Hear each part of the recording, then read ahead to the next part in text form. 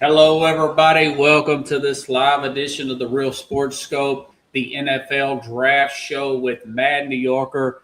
Folks, we've got a ton of guests coming up here. Tonight, we're going to cover the entire first round of the NFL Draft. Bear with me. But anyways, got a great show with you for tonight.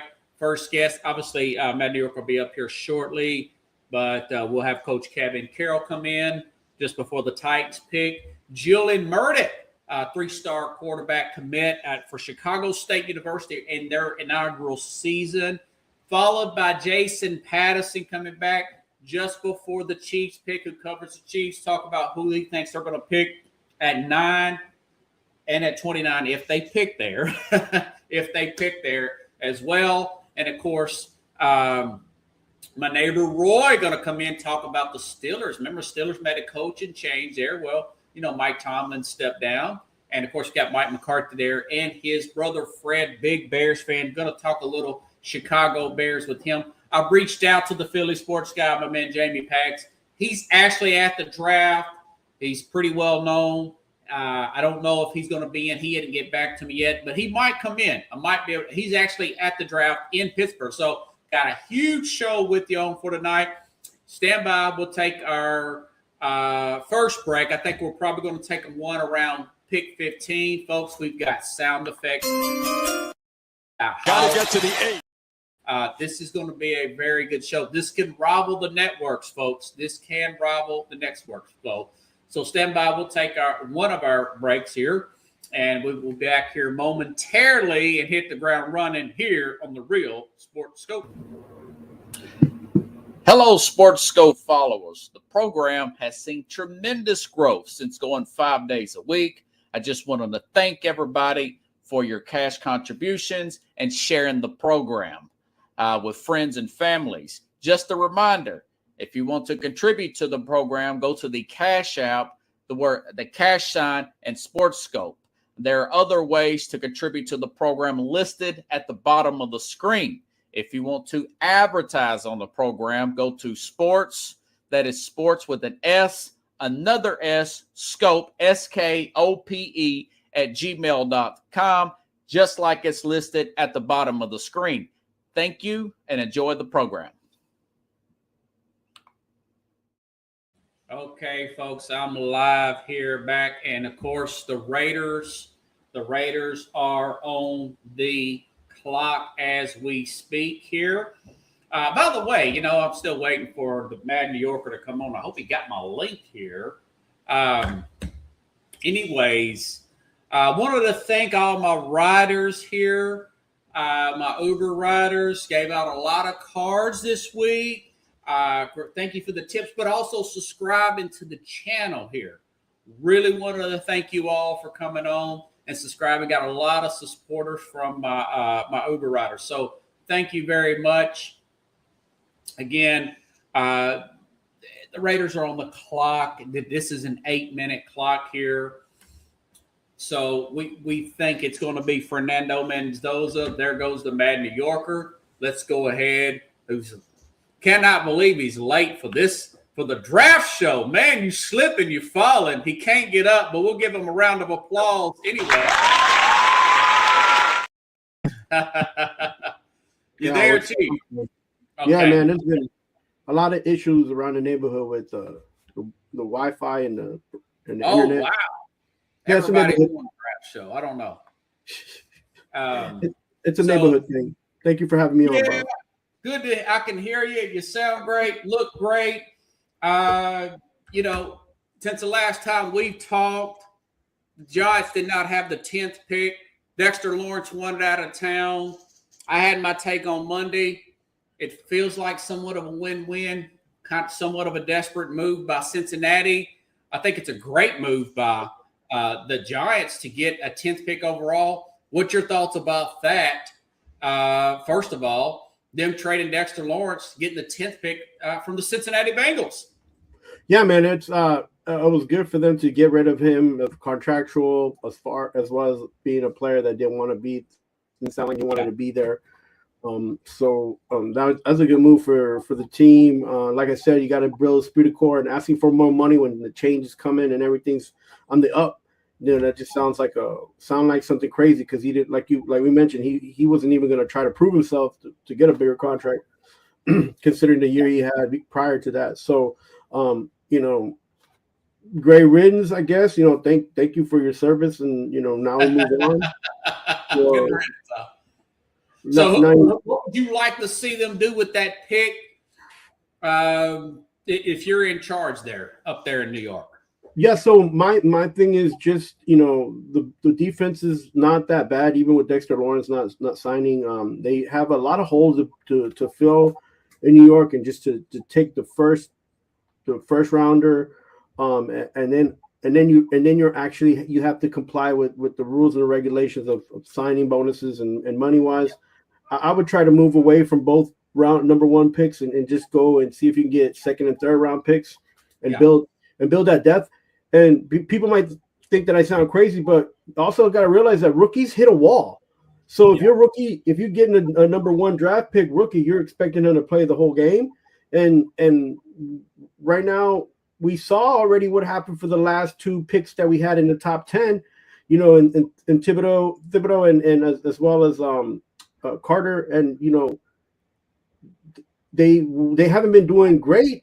They're not doing bad, but I would rather see. Carter got it together towards the end of the season. Yeah, but that's a top pick that everybody came in saying that he came in saying he wanted Lawrence Taylor's number.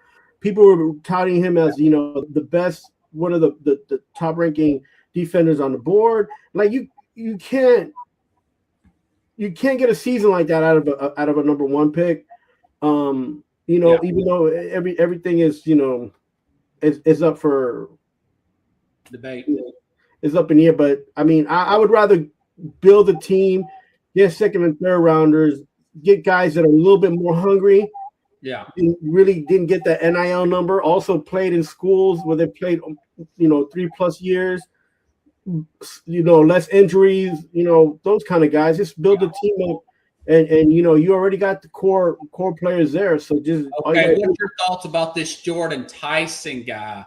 Them possibly taking, and I'm just being honest with you, he's very injury prone player. I know that's what I'm saying. Like if you go ahead and get this guy, you pretty much got Scatterbo coming back from an injury. You got Malik Neighbors coming back from injuries. You got the year before last, and then now you're gonna put another guy who's injury riddled.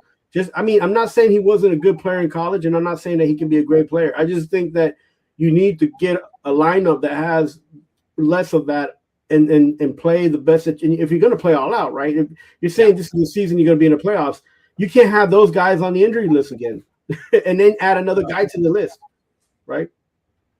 So if I interrupt you, you know what it is. It means because we're listening to the hitting refresh, my guy that goes to the draft every year. I hope he's not slipping this year, because I know it's 8 minutes in, and I'm going to see if the pick is in for the Raiders. And, I mean, we all expect it to be Fernando. I mean, that's breaking news if it's not Fernando Mendoza, right? It's going to be Love. It's going to be Love. No, just kidding. That would be – Love is getting a lot of love, I tell you. I don't think Jeremiah Love goes – No, it won't be. It wouldn't be. Go past 3, but I would be surprised if he goes past 3 at this point. It's a solid Fernando Mendoza pick right there. Yeah, it feels like that's number 1. It's really, the draft really starts at 2, and I'm just refreshing everything because I know we're going to get it before TV gets it. But I know there's a lot of hype and a lot of nonsense with the draft here, where they like to drag it out like a TV show. And my man has not put up anything yet. So my guess is Roger Goodell is probably doing some long-winded speech right now. And we're still waiting for that first pick to come in, which I'm following it all live. We usually get it a few minutes ahead of time, as history says. So, folks, just bear with us right here. We'll probably go to 32, like I was telling you in text. Maybe take a break around 15 when your Bucks are on, maybe 2 minutes. But we'll still talk about your Bucks, of course. when we get back. Maybe take a, But no, the Bucks. For the last few seasons, you know me that I usually there's three teams I will follow. That's the Jets, Giants, and the Titans. One is because I'm from New York, and the second one because I used to live in Tennessee, and I kind of grown to follow them a little bit. But I would always have a wild horse team, and I picked Seattle last year, and they actually came out. And the year before that, I picked the Tampa Bay Bucks, and they were in the playoffs. So I like football, man, and it's terrible when your teams don't do well that you got to go to the fourth and the fifth team on your list. Or just find a team that's interesting, that's got a good storyline per se. My picks for going back to your Giants thoughts here. One mock draft had them taking Mayoga, the tackle there, the right tackle from Miami. I think that would be adding some depth to that position. I think that would be a great pickup for them. Or if they stayed defense and went with, say if they went with Styles at 5 and Downs at 10. I had them taking Downs at 5. I don't know what the hype is about, or sometimes I think teams get too caught up in these workouts rather than actual tape, because the tape before the season ended, Downs was one of the best players in the draft, him and Jeremiah Love, Right. So I would be okay if they took Downs at the cornerback, the safety there from Ohio State at 5. I think he's that good. Yeah, no, you're right, but my only problem is these guys are guaranteed contracts for these top 10 top rated rookies, first round rookies. The number's pretty high, and I'm being a business guy, a numbers guy. I could see 3 teams coming in to try to pick up these guys because they need the people, they need those type of players. B, they have the money or they have the team that can support it. And C, they're in the latter part of the rounds. I could see Kansas City moving up to try to take some of these picks. I can see the Detroit. Hold on, folks. I just got a notification here. I'm gonna put this at the bottom of the screen, and we're gonna put this stuff from the media here. It's official. Fernando Mendoza has been selected as the number 1 pick. It was like 500,000 to 1 or something. I didn't put my money on that, sir. I put all the money in my account on it, and I think I'd have won like 10 cents. I think I had $3 in my account. So some rich guy somewhere probably. I think there's a max bet on FanDuel you can put. So I think you'd have won like $400 or something if you put the max bet's like a few $100,000 or something. So Fernando Mendoza, folks, is the number 1 pick. Your Jets are on the board. Who would you like to see the Jets take? I got Arvell Reese and the edge rusher linebacker in my mock draft. I'd say David Bailey, the edge rusher out of Texas Tech. Is that? Oh, by the way, let's get a few highlights before we go ahead. I'm sorry, I'm a little bit crazy today. Let's get some tape here. Let's watch a few highlights on Fernando Mendoza. Folks, this is why he was taken number 1. Got to get to the 8. He's going to take off and run. Mendoza weaves his way first and go diving toward the end zone. Going for the corner. It's caught. It's Surratt. He brought him to James Madison in the portal where he excelled. Now he's a Hoosier. Deep throw, Charlie Becker. They're showing pressure. Here it comes. Mendoza has time. Blows end zone. Caught. Touchdown, Becker. Mendoza in trouble. Touchdown. Got 2. Carlos, you there? I love that throw to in the Penn State game. Gus Johnson losing his mind there. Instant accurate is what Coach Kevin says. He's all that in a couple suit. I'm sorry to interrupt you. Who would you like to see your Jets take at number 2, Mad New Yorker? I go with Bailey. I go with the second one. David Bailey, edge rusher from Texas Tech, 14.5 sacks, man. Yeah. And Frank Reich already knows who he is because he was coaching at USC before Bailey transferred to. So he already has a little bit of he knows a little bit about him, and they canceled that trip for him just to check out other players in the later rounds. And I just think everything's looking like it's going to be Bailey, but either pick. They need somebody to attack the quarterback, and those two guys, Reese and Bailey, those two guys are headhunters. So I like them. I like them a lot. So I would, if it was me though, I would sell the pick definitely. Again, the Jets. It may get so. You never know. This draft, there's a possibility that could happen. I have not got anything on that yet, but your Jets are on the clock, and it's got about 2 minutes and 37 seconds left. So, 14.5 sacks. Bailey was a transfer from Stanford. Goes to Texas Tech. He's all that in a couple of suits. Texas Tech got pretty good defense last year. They hung in there. They played a lot of money in NIL. There is a little bit of a red flag with him. He stomped the cameraman, a photographer. Yeah, he's got a terrible attitude, but those guys need to have got a little Albert Hainsworth in him there, Kevin Carroll. So he hopes it don't go too far and he doesn't get suspended, Carlos. But I mean, those guys like that, they have an edge. They live a little bit, on the rougher side of the neighborhood, and you want guys like that on your team, man. You need bulldogs. Okay, hold on. We've got something that's came in here. Let's go ahead and play this. Speaking of like I said, folks, we are a little bit ahead of TV, Coach Kevin Carroll.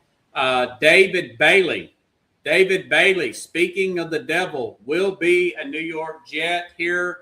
Let's see if we can get some highlights on him. Hold on. I think we got some highlights. Let me go to my list here and check it twice here. Number 4, 1, 2, 3, 4. This is David Bailey. Check it out. That's the western range, about 25 miles southeast of Cass, and he gets a rude welcome in Lubbock. Pressure, down he goes. Clear and resounding message to the rest of the Big 12 Conference. Third down and 8, Dampier in trouble, and he's sacked. David Bailey. Could have here and then go for it on fourth down, you would imagine. Whitman with time, head fumbles the ball, and it's recovered by the Cougars. Bingo. Chris to throw, pressure on, and Chris is sacked back at the 19-yard line. I mean, he's a house of fire, He can come from the middle. He can come from the sides. He plays with reckless abandonment. He looks like the kind of guy you would see play on a defensive-minded head coach type of team. Got a little bit of Lawrence Taylor in him. Not quite that talented. Got a little bit of Lawrence Taylor in him. I like David Bailey. What's your thoughts on Bailey? I'm going to try to update our draft thing while we're doing that on our crawl here on our banner on David Bailey being a New York Jet, which I'm not really surprised at this point with the odds.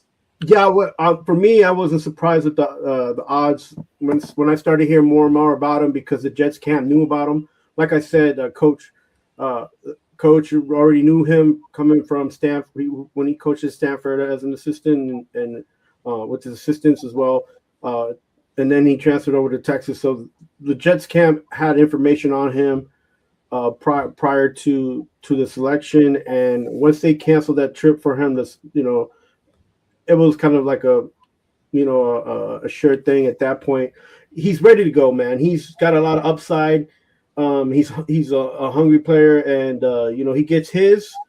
Just he needs a little bit of space and time. I know the NFL game's it's going to be a little bit different, but I don't think that the transition for him is going to be difficult at all. And it's a defense that he's in the right place. You got a coach that's a defensive minded person, and he's going to be an okay player. I hope he takes everything into consideration and becomes a great player. But he's a first round pick, and we see what we get, and we just, if anything, you just gotta stay positive as a Jets fan that we got a good pick.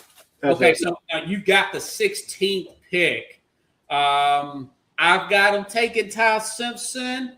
I would prefer them to take the best available player that's not named Jordan Tyson. What do you think they should do at that point if they cannot trade it? Because I know you like to trade all the time. Trade down.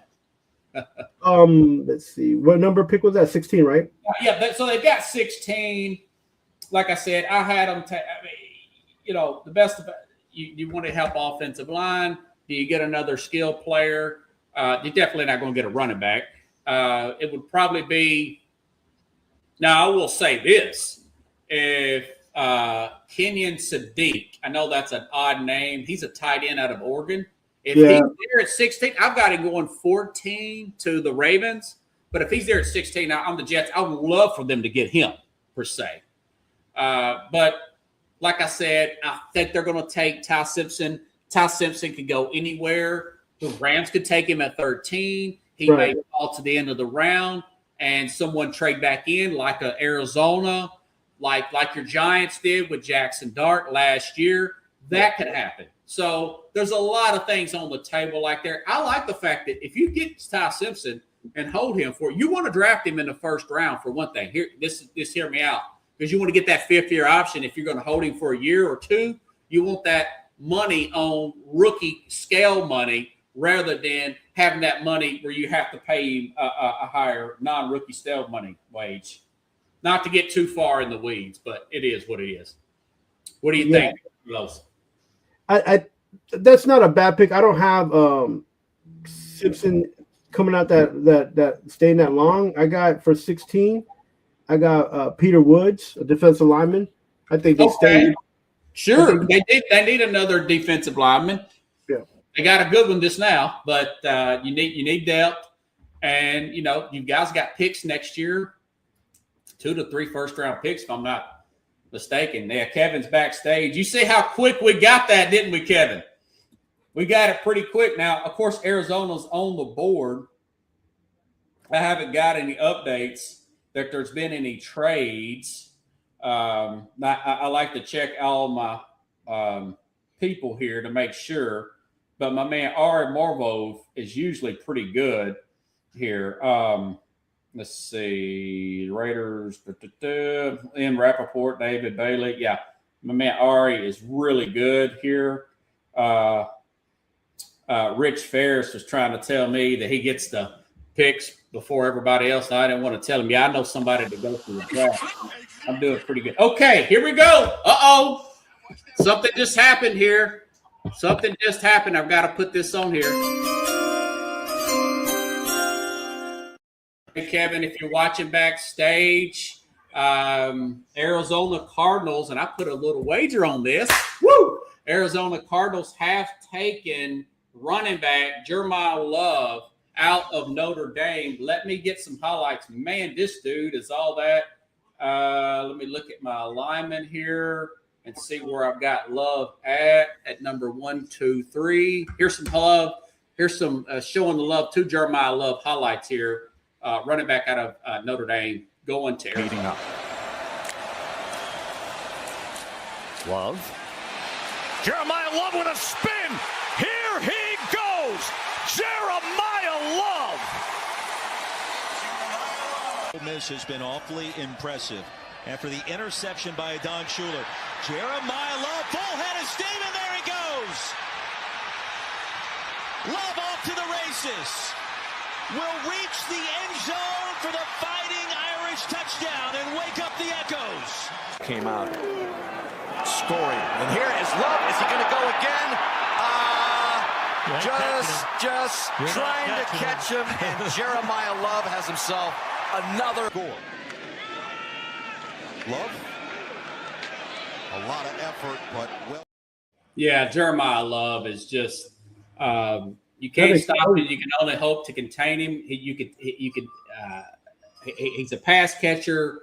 He can block. He can run between the tackles. Kind of reminds me Jamar Gibbs from Detroit, a little bit of Reggie Bush. Mm-hmm.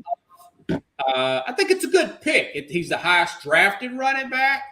But hey, listen, man, you know what? They needed a playmaker. They've got a tight end there that they like. And what was it, Croft or whatever his name is? Kraft, I want to say. I can't remember his name now, but he's one of the best tight ends in the NFL, of course, with Marvin Harrison Jr. Good pick there, Jeremiah Love. And, of course, now the Titans are on the clock. I got to bring Kevin Carroll in here. You ready, Coach? All righty. And give you a round I'm going to write this in my little thing underneath my crawl here. But what's your thoughts on Jeremiah Love? You look a little disappointed, man. I think you wanted him to be a Titan. I would have been okay with him because I think he's the best player in the draft. Yeah. Personally, that's my opinion. But 50 million plus. He's going to get 50 million plus. I don't care how much he gets. I think he's a good player. Running back, look, I'm not one of these position premium guys, okay? I think he immediately upgrades the team in the right position. I'm not sure he helps the Cardinals that much because I just don't see what the Cardinals have that's going to help him. You know what I mean? And the only deal with the Titans is, is the O-line going to hold him back very much? But I think he would be good with the Titans because I think he would team up well with Cam Ward. He would open up the passing game. He'd give Cam Ward another option. And, I think he's a great player.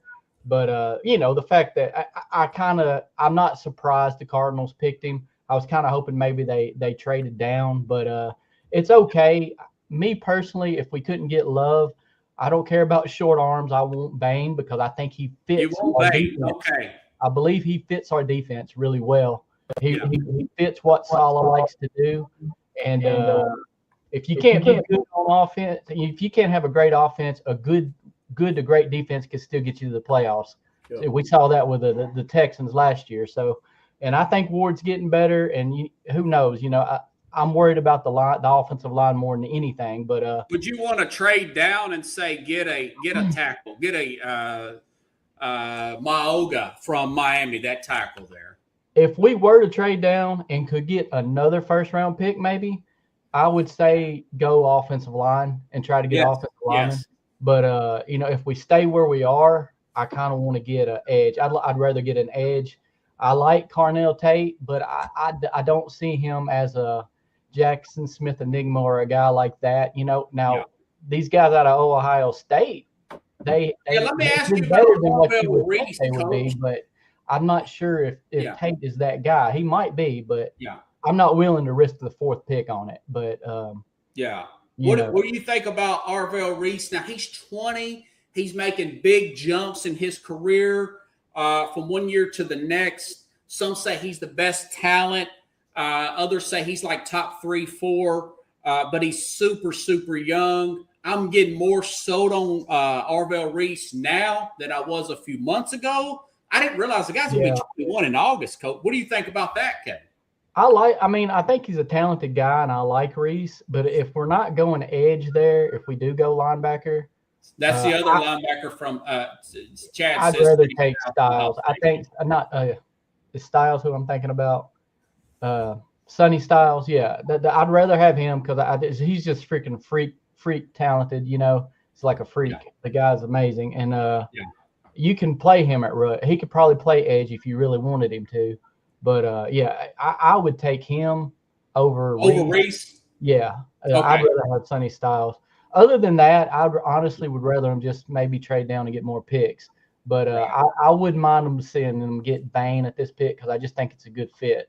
But Bain can play the run, folks. I'm like you. I don't care about I don't care about that stuff with the short arms. I've seen him play. I've seen him play the run well. He pushes people out of the way. Yes, he bull rushes. He fits a solid defense perfectly. I mean, it's a good fit. So I think it would be a smart pick for the Titans to pick him.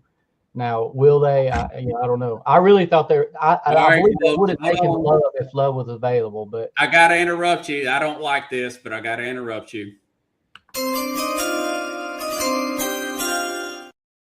I just before I say this pick here, I'm just not sure about this staff with the Titans as far as management.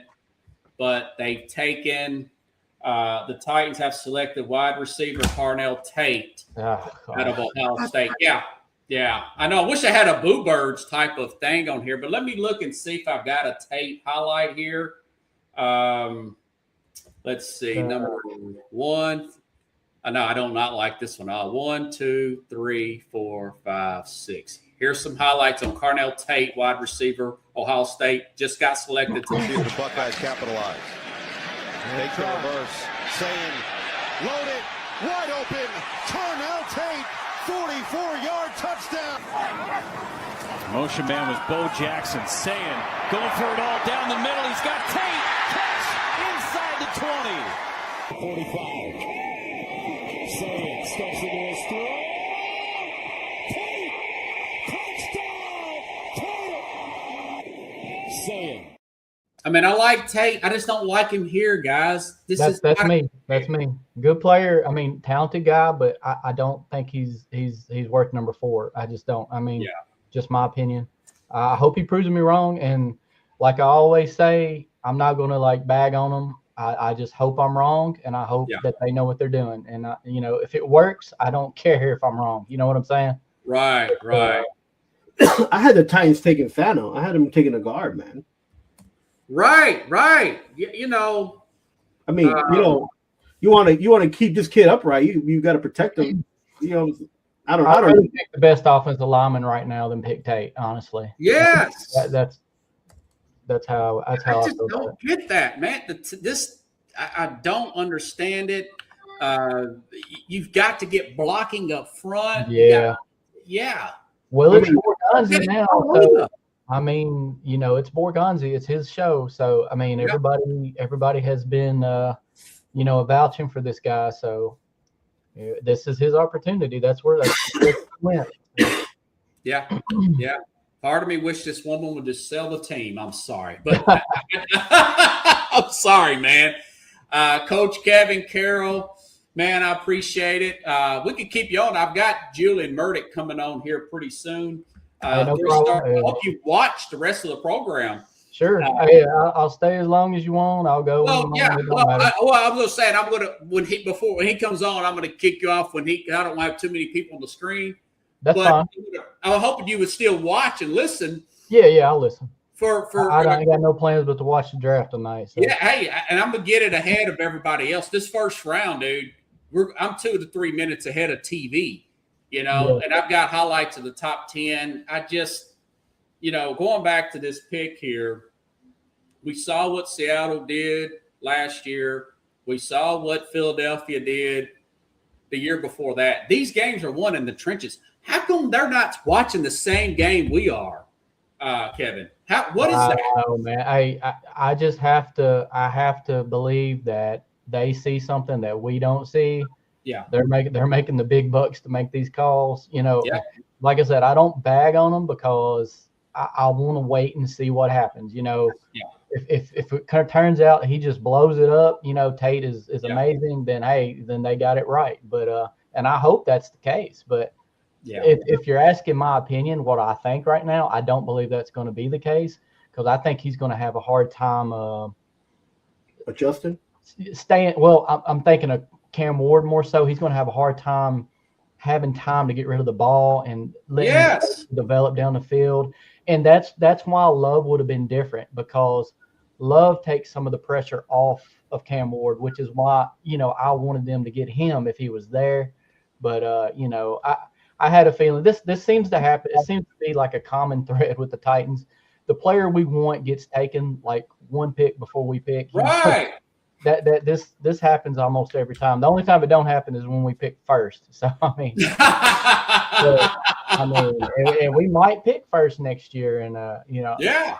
And you made a good point. I like Cam Ward's attitude. I like his work ethic. I'm not 100% sold that he's the guy. We're going to find out a lot about Cam Ward this year. Quarterbacks take their big jump year 1 to year 2.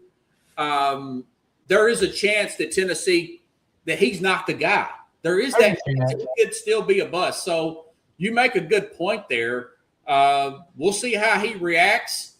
They didn't do much in the offensive line and free agency that I thought they would do. So I'm more disappointed than this. This is the least pick that I wanted them to get. I was thinking Arvell Reese or David or Sonny Styles, like Chad said.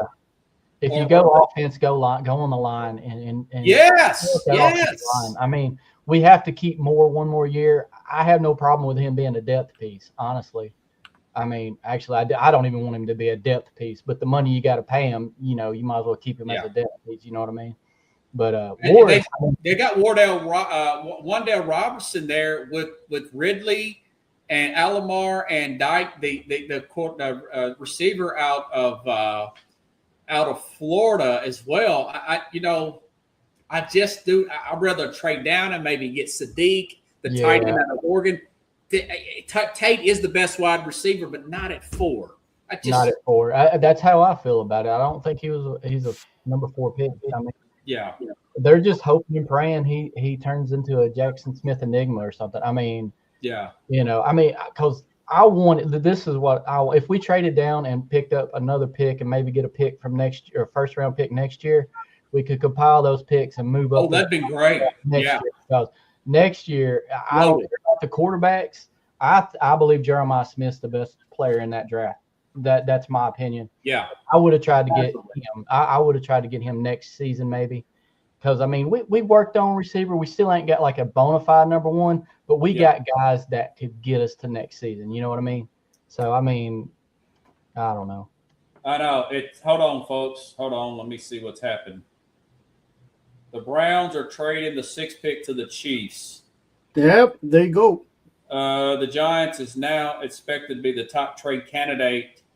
Okay, hold on, folks. Something just happened here. What we got? Okay, the New York Giants are well coached. They did make a good move here. The Giants have selected Arvell Reese, edge rusher linebacker out of Ohio State. Let me bring you guys some highlights of him. Arvell Reese. Manning stepping up, and he's taken down behind the line of scrimmage. Arvell Guacamole. Here comes a pressure. Arvell Reese. Ohio State still looking for their first sack of the game. Caden Curry had 3 by himself last week. Here he comes around the edge, and there goes the first sack. Folks, he's only 20 years old, and he's up and coming. Coach Kevin Carroll, thank you very much. You got my man Julian Murdoch here. Sit backstage and watch, Coach. All right, guys, take it easy. See you, buddy. Thank you. All right. All right, here we go. 3-star prospect, Chicago State University commit, and future number 1 overall pick. I'm putting it into existence, and Heisman Trophy winner, my man Julian Murdoch from here in Nashville, Tennessee. Yeah. How you doing, buddy? I'm doing good. What about you? I'm good, man. Good to see you. I don't know how much you've been listening to us. We do get the picks ahead of TV, so I'm a little bit ahead of the game. Tennessee picks Carnell Tate. We're disappointed. You would think a family member died with myself and the guys that did on. What's your thoughts on that, buddy? What do you think? Honestly, I think we should have got Caleb Downs, to be honest. I think I've been more like Yeah, even you're making better sense than the general managers, man. And you're quarterback. Yeah. But and I think there's also better receiver talent in the draft other than, what's his name? Carnell Tate. Yeah, I think they could have got the dude from UCF? Not UCF, USC. Malachi Lemon. Yeah, him. I think he's better. I don't like him. I think he just fits more in like Cam Ward style, like somebody just gets open. But I don't agree with the pick at all, to be honest. I thought we could get Love, but Love, won a pick earlier, so I mean, it's not. Okay, so you would have preferred Jeremiah Love. I was hoping David Bailey. If Love would have been there, that would have been my second. Arvell Reese would have been my third. Yeah. With Ruben Bain, maybe. Oh yeah, I forgot he probably could have got it. Yeah, I'm okay with that. Now, so I was reading up on you, man. You Chicago State. This is the inaugural season, so this is something special. Yeah. Tell me about that, brother. It's our first year in the FCS, so we have like a 10-game schedule right now. We landed, I think, 50 high school guys and transfer portal kind of combined. So we kind of got like 90 guys on the roster. We have a few walk-ons already on campus.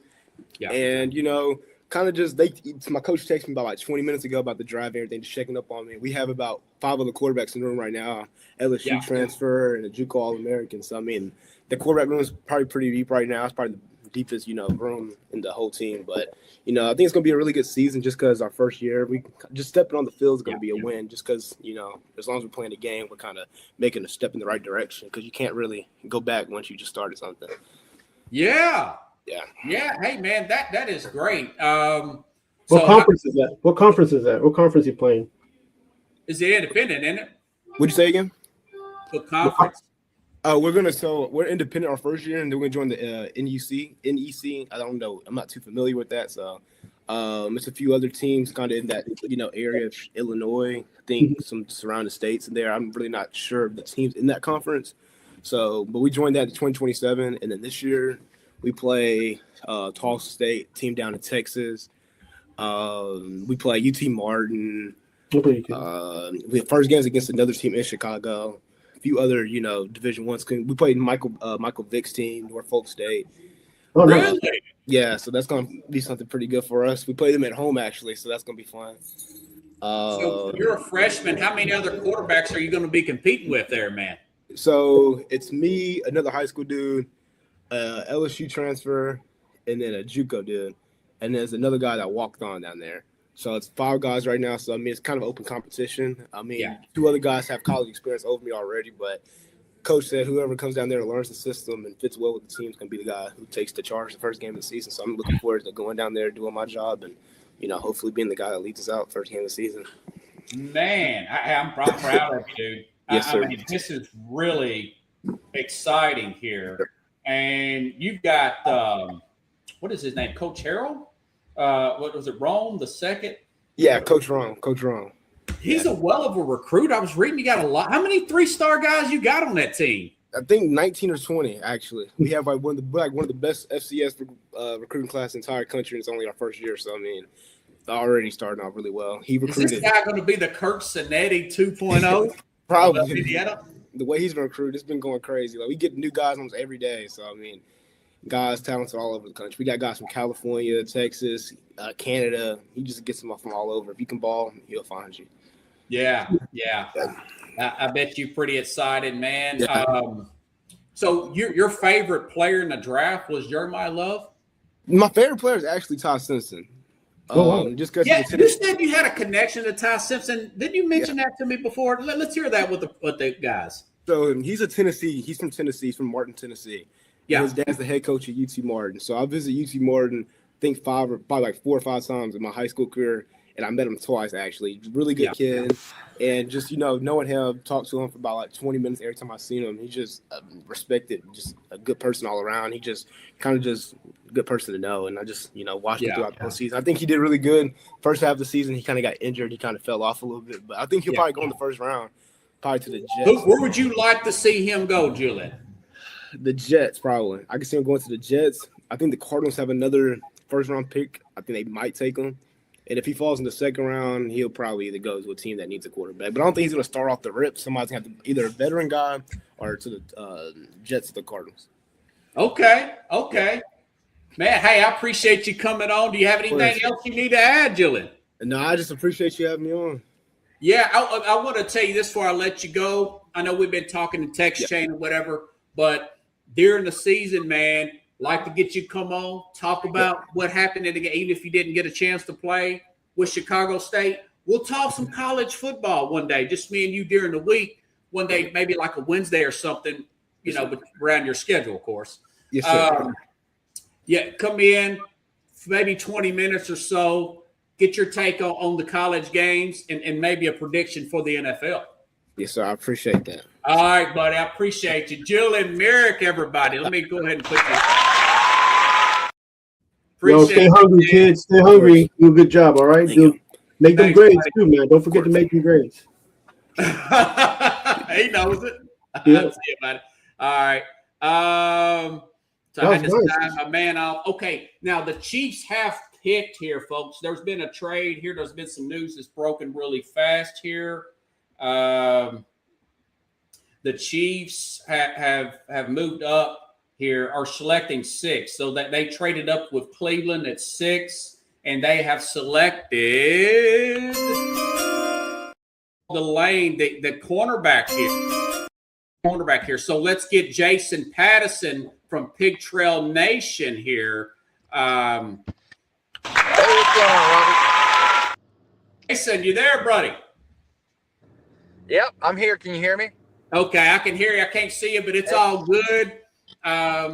Things are going really fast tonight, buddy. I was going to say, because usually, like the first 10 picks last year, I think we were at least over an hour, and we're in 45 minutes, and we're on pick 10 already. So, yeah, this thing's flying tonight.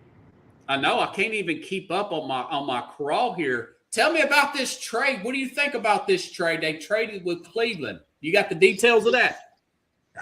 Not all of them. I do see that they did select Monsieur Delane, cornerback out of LSU.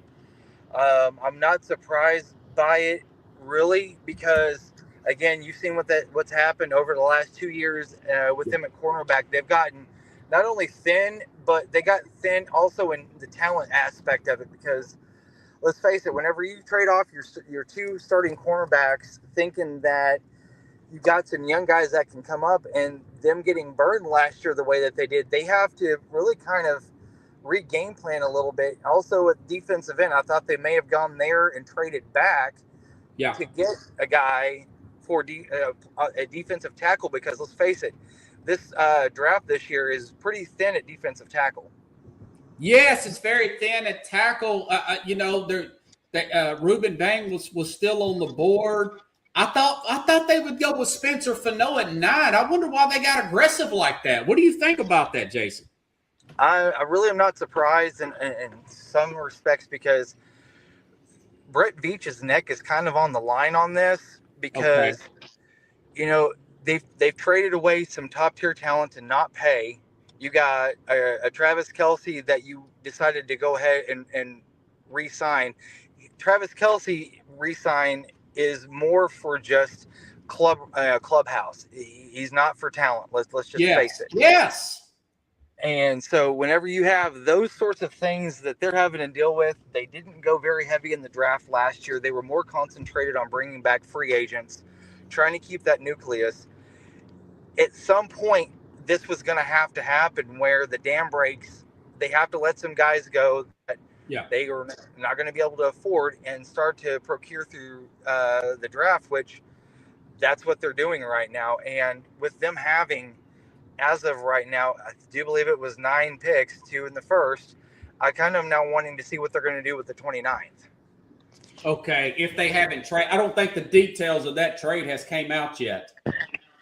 I have not seen my X app stuff. Okay, the Chiefs are selecting him, blah, blah, blah. Okay, this hurts Dallas too, because I thought Dallas was going to take him at 12. Yeah. So, but then again, Ruben Bain is still on the board, folks. I don't want to put it out there in a way that makes it bad light on Ruben Bain. Yeah. But usually when you see a guy as talented he is and have such a great run during the CFP last year, yes, it kind of makes me think, is there a character issue at this moment that they are really kind of wary of? Because that's kind of what that leads to. There was an accident as a tragedy in 24, but the family forgave him for it, if you recall. Yeah, and I don't know if it's so much an off-the-field thing. It may be a clubhouse thing for all we know. Yeah, that's true. Let me interrupt you. There's been another pick made. Hold on. Let me get your Jason. Let me get your opinion on this next pick here. The Saints have picked at number 8 here, folks. Actually, hold on. Okay, the Commanders here. Commanders have Sonny Styles, Ohio State Saints here, folks, at number 8. Saints have picked Jordan Tyson. He's so injury prone. What are these teams thinking? That's a wide receiver at Arizona State. What's your thoughts on that pick, Jason? If you're there. Well, maybe not be there. Hold on.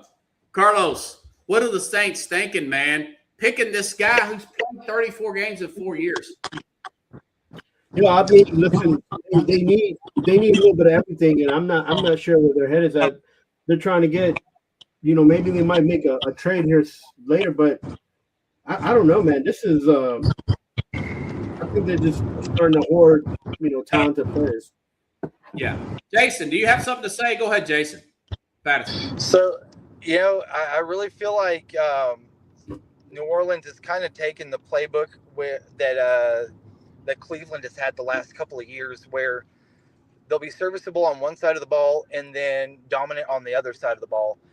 And with keeping Tyler Slough, I really feel like that they were ready to kind of make more of a move on the defensive side and stack up on that side, and then hopefully try to shut folks down, because you haven't seen them make too many aggressive moves on the offensive side of the ball. So I kind of think that's where they're going with this. Okay. Yeah.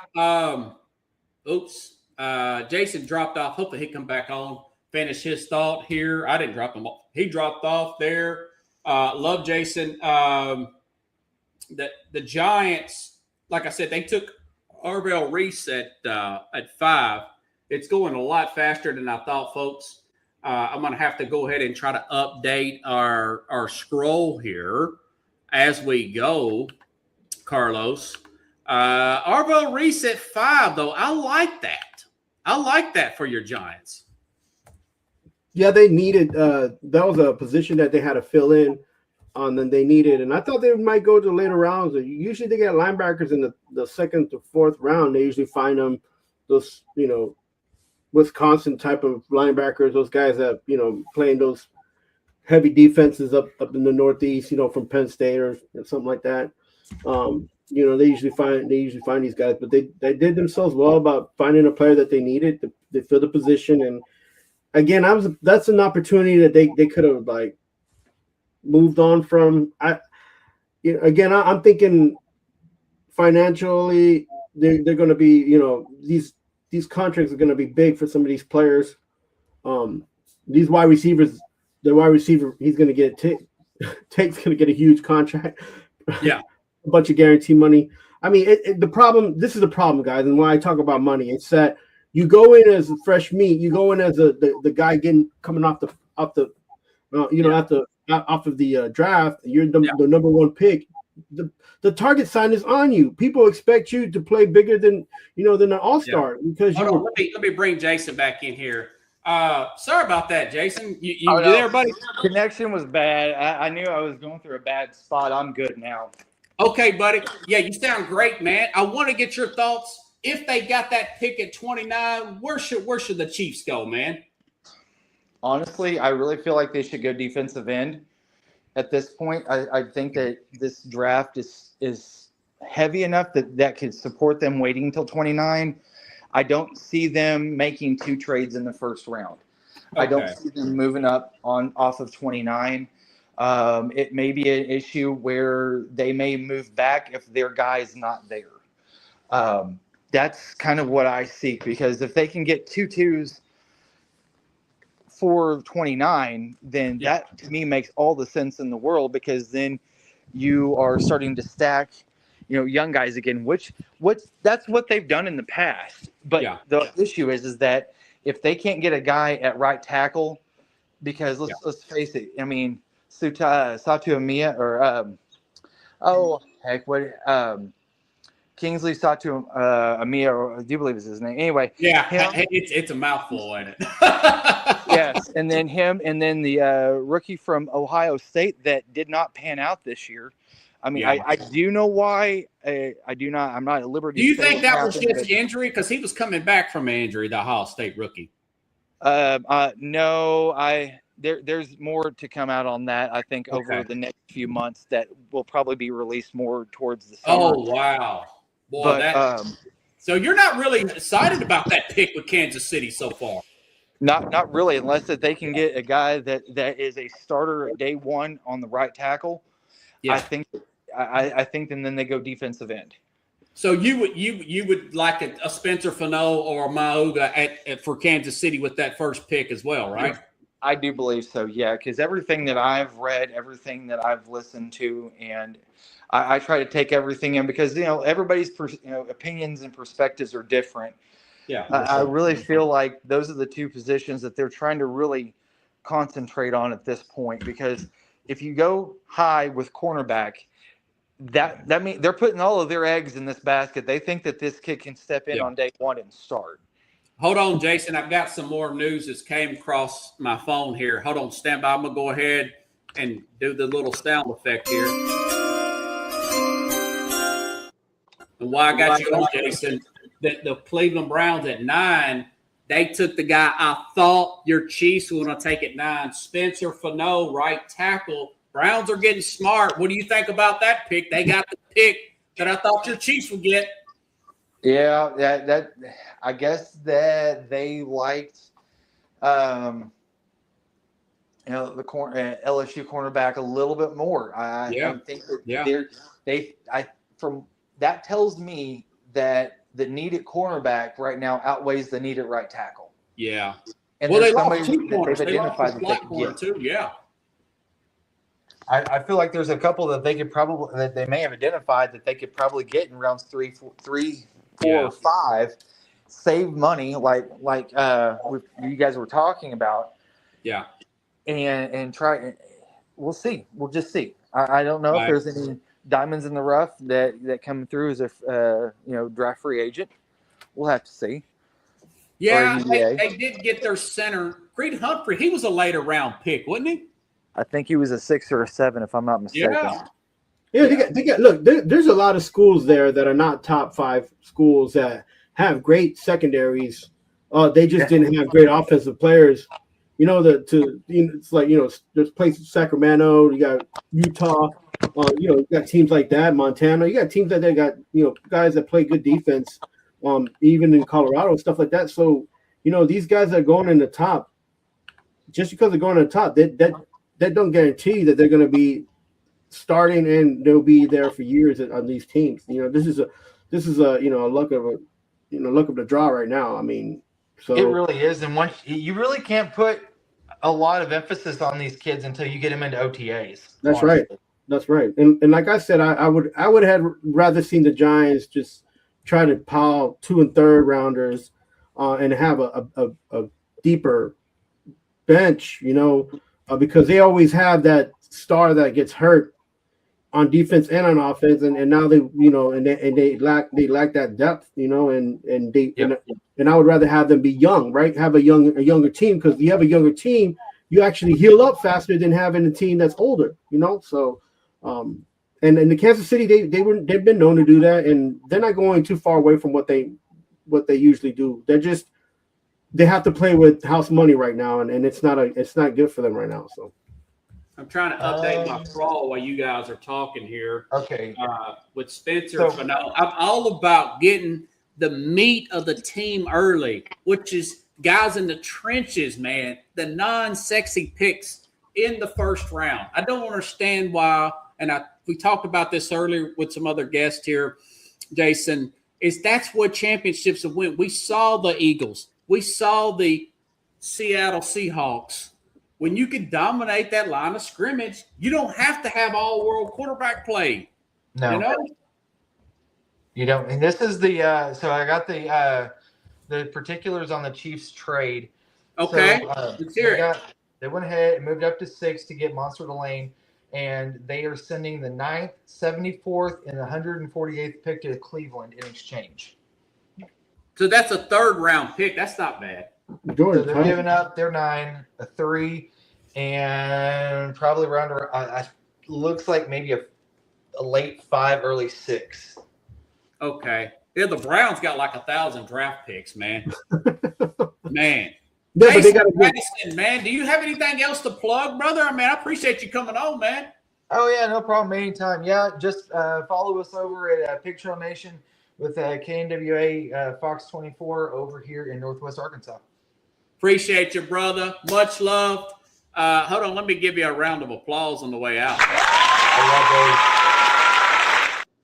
Jason, Pat. Thanks, buddy. Appreciate it. Anytime. Thanks, Robert. Yeah, buddy. All right. That's good stuff, man. Now, Carlos, let me get – I'm trying to update our picks. Our picks on our scroll here. Spencer Fano's picking at 9. Okay, here we go. The Giants have made a pick, folks, at number 10. Your Giants are having a great draft. Giants have selected Francis Mauga with the number 10 pick as their right tackle. The Giants have had a great offseason. I'm telling you right now, they're looking like a team that could go to the playoffs next year. Let me get some highlights here, folks. I've actually got a few hits here. This is the right tackle out of possibly, arguably, the best tackle in the draft out of the University of Miami, and he is number. I'm gonna give you some highlights here. 1, 2, 3, 4, 5, 6. Number 7. Watch this.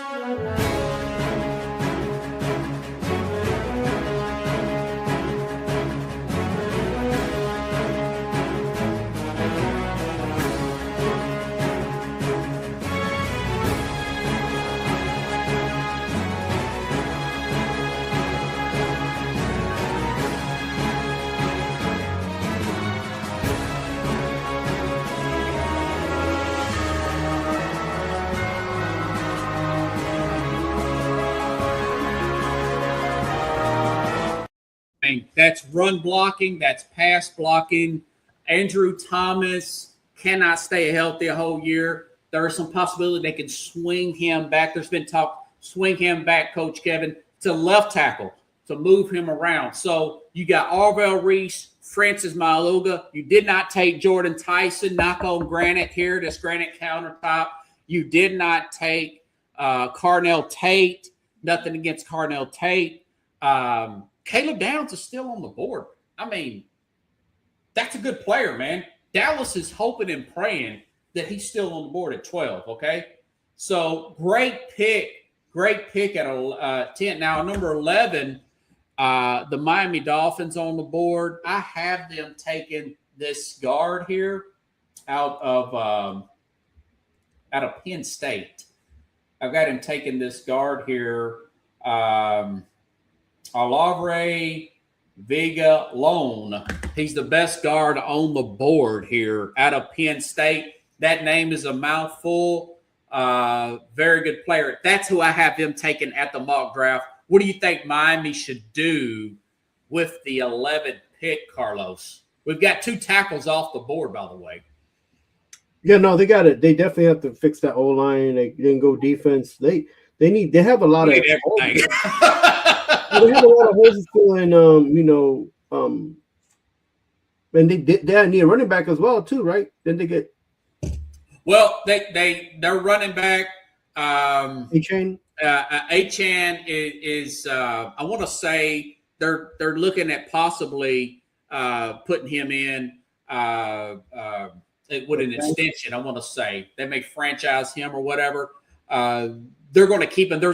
He's in the last year of his deal. There's been talk about trading him, but I think they're going to keep him now, as of right this second.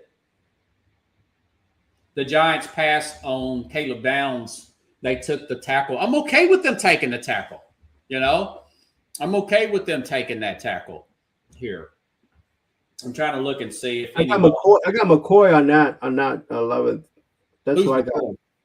Jermon McCoy at cornerback. Oh, for Tennessee. Now, the Tennessee corner, there is some news that he possibly – and, Kevin, if you want to still chime in on the chat here, buddy, you could chime in here. Coach Kevin Carroll, there's a possibility that he may need another surgery. He did test out really well at his pro day. Jermon McCoy, remember he's coming off that ACL injury. The fear of that surgery. I had him going 29 to Kansas City, but still staying in the first round. I didn't think he was the cornerback LSU because LSU cornerback's not coming off that injury. So we'll see how that plays out. He might go that high. Don't get me wrong, because I know the scouts did like his workout per se. They really liked his workout. I still can't believe Jordan Tyson went as high as he did, but I'm still trying to gather my thoughts that Tennessee, I'm not sure they know what they're doing with picking Carroll at 4, but I'm still trying to get up over that. The Giants are making the right moves, man. They got interior players, both of the players taken there.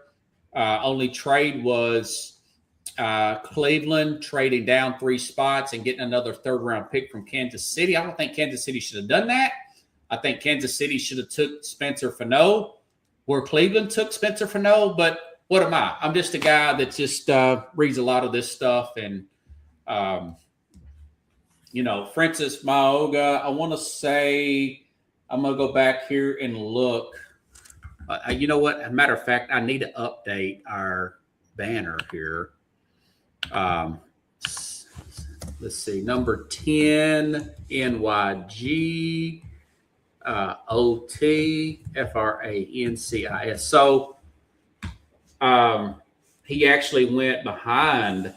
He's going to be available in 3 months. He's got a disc problem. They're not saying it's too bad, but he's going to be out for 3 months. Well, that'll be in time for training camp.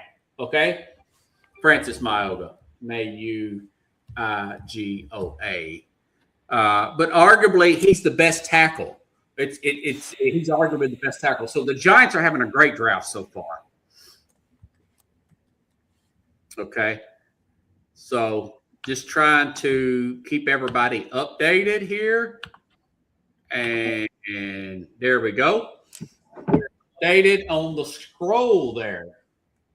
And I'm waiting for the next pick to come in, folks. Is it coming in by X? Okay, the Cowboys are moving up 1 spot. This is typical of the Cowboys.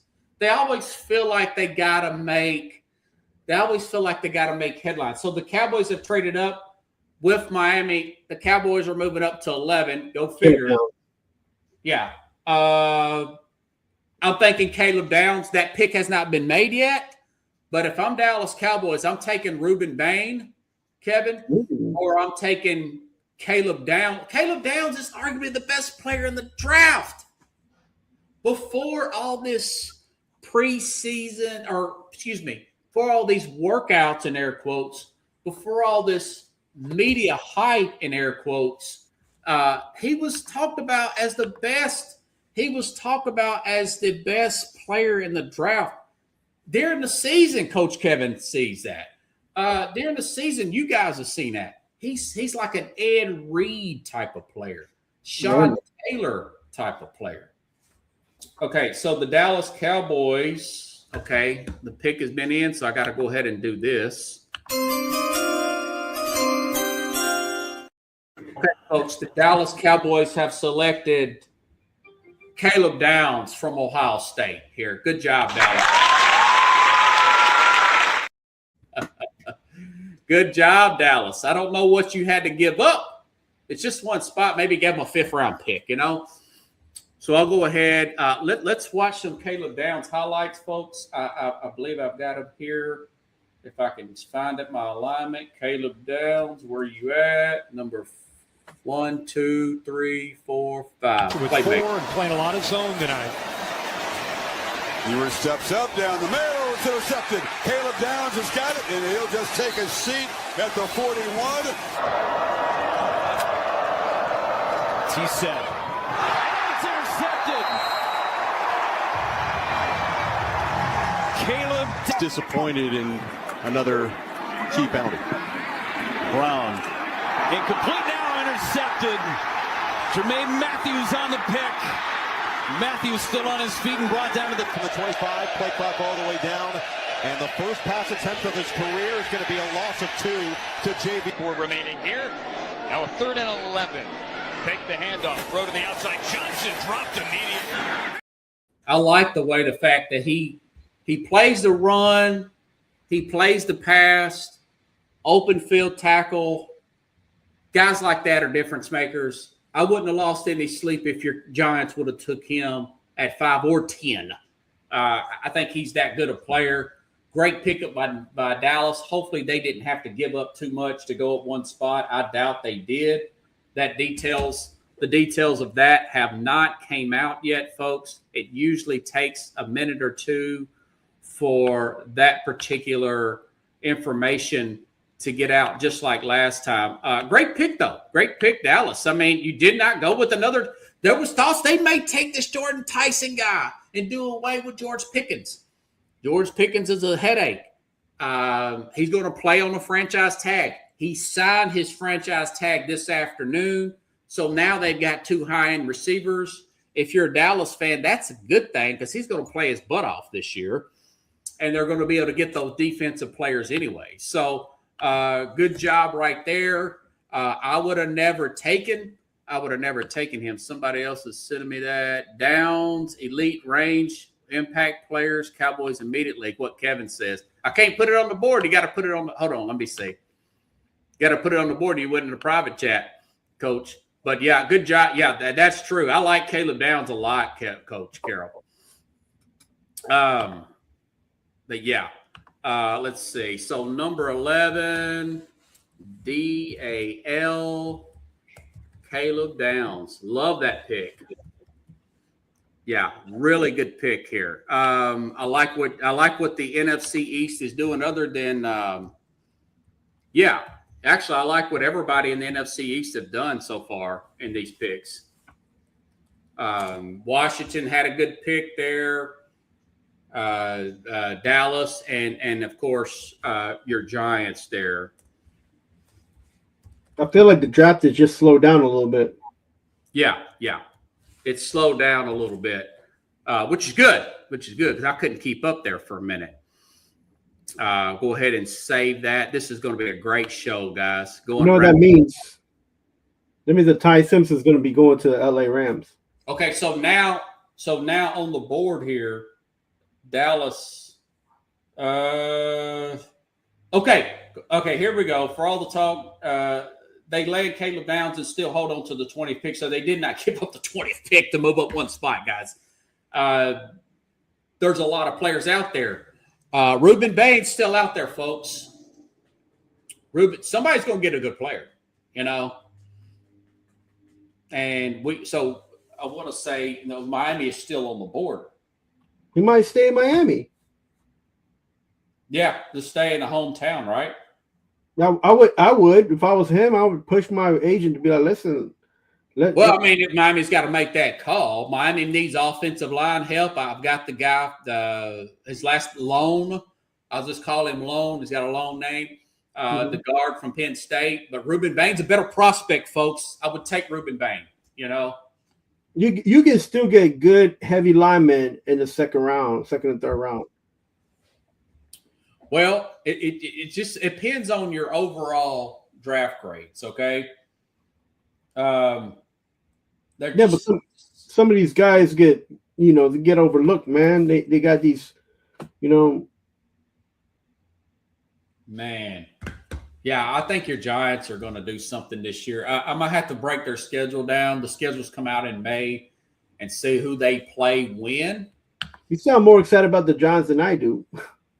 If Brian slips much further, the Titans could trade up and get him at the bottom of the first. That would be huge. Oof. That would be huge because the Titans have the third pick, folks, in the second round, which will start tomorrow night. That would put them at 35. Okay, that would put Tennessee at 35. Tennessee's got a lot of money, by the way. You think they will fall that much? Big-time player. They could trade for Thibodeau if they wanted to from your Giants, which is he's on the trading block now because of them taking Arvell Reese. And Chad says, Bang to Miami won't have to travel. No, of course not. Ruben Bang's a great player. People are making mistakes with this guy. You know, TJ Watt fell. TJ. Yeah, the Pittsburgh Steelers, he fell like 21st. He's probably a Hall of Famer. You know? His brother, JJ, 3-time Defensive Player of the Year, fell to like 11th. So great players fall all the time for whatever reason. They start college late. They're late bloomers. There's some questionable stuff about their arm size. There's a player, Kevin, out of Tennessee that fell to the Chiefs. He had a kidney issue. Eric Berry. No, not Barry. He was an offensive lineman, guys. I knew he was great at Tennessee. If you want to put that in the comments, Kevin, you know how I'm talking about. The offensive lineman for Tennessee, he's a starting guard for Tennessee, for the Chiefs. And that guy's really good. I can't remember his name, but he's from the state of Tennessee. He played, is it Tyler Smith? Is it Tyler Smith, coach? But he's a great player, but he had some kind of internal problem. He fell, and of course, they gave him a second contract. He turned out to be a great story, a comeback story. But Tennessee got a few players like that, right? Because Eric Berry had cancer, right? Yeah, Barry had cancer, and he went to – okay, hold on, folks. Oh, but this is huge. This is huge, guys. This is huge. Big. A breaking news story. Julian's friend, Ty Simpson, has been selected. Julian's friend, Ty Simpson, has been selected. The Rams select Alabama quarterback Ty Simpson with the 13th pick. So I don't know if they traded up. This is a lottery pick for Ty Simpson. This is the best case scenario. Yes. This dude is doing cartwheels. Trey Smith was the lineman I was talking about. Ty Simpson backing up Matt Stafford for a year, maybe two, and getting Sean McVay coaching. Dude, that's huge. What's your thoughts about that, Carlos? Yeah, even when we first started, I mentioned that they had a young quarterback from Chicago State talking about how Ty Simpson, how he had Solomon Martin and his dad's a coach and everything. Look, guys, coaching matters. So Ty Simpson has the ability to be available and also to make sure that when he's available, he'll have good coaching. He'll have the opportunity to make it to be better than most guys who go in the draft as a quarterback will have. He's got the guru, as Robert mentioned there, to help him. And he also, look, not just a guru, but he's going to have a good team around him because that team is perennially in the playoffs for the last 4 years. So, this is huge. And that's me saying all these things, and I haven't even mentioned Matt Stafford yet. So, so your Jets are not going to get him. So Jets could just take the best available player at 16. Sell the pick. Now somehow the Dolphins are on the clock. I don't understand how they picked 13 and the Dolphins had not picked yet. So I don't know. I'm going by Ari Marvos. My man's here. They got Caden Proctor. The Dolphins got Caden Proctor. Caden Proctor. That's the left tackle from Alabama. That's a good pick here. Now I thought Monroe Freeland would go there. That's interesting. My guy, he's slipping, man. Yeah, well, I don't know how that came out. That just came out. Okay, you got ahead of me there, Chief. All right. No, man, I'm still. This is not this. So guys, I'm using NFL.com and ESPN online services, and they both are behind Robert. But for some reason or another, again, my internet's bad here in New York. And it is Caden Proctor. Yeah, that's the offensive tackle from Alabama. Yeah, pretty good run blocker there. I thought Monroe Freeland from Georgia would go ahead of him. That's interesting. They needed offensive line. That's fine. That's a good pick there. number 11. So then the Ravens we're essentially waiting for the Ravens pick. Okay, now we're at 14. Yes. There's a lot going on in such a little time, Robert. It's going fast, ain't it? I thought I was going to be all tired and stuff. And we've got some more guests coming up here pretty soon. When the Steelers pick at 21, I've got my neighbor Roy coming on and his brother Fred to talk Bears and Steelers all at once here. Bears. And then 13. How about that? Ty Simpson, man. Wow. Lucky number 13 for him. He better ask for that number. No, hope not. That's a bad luck number.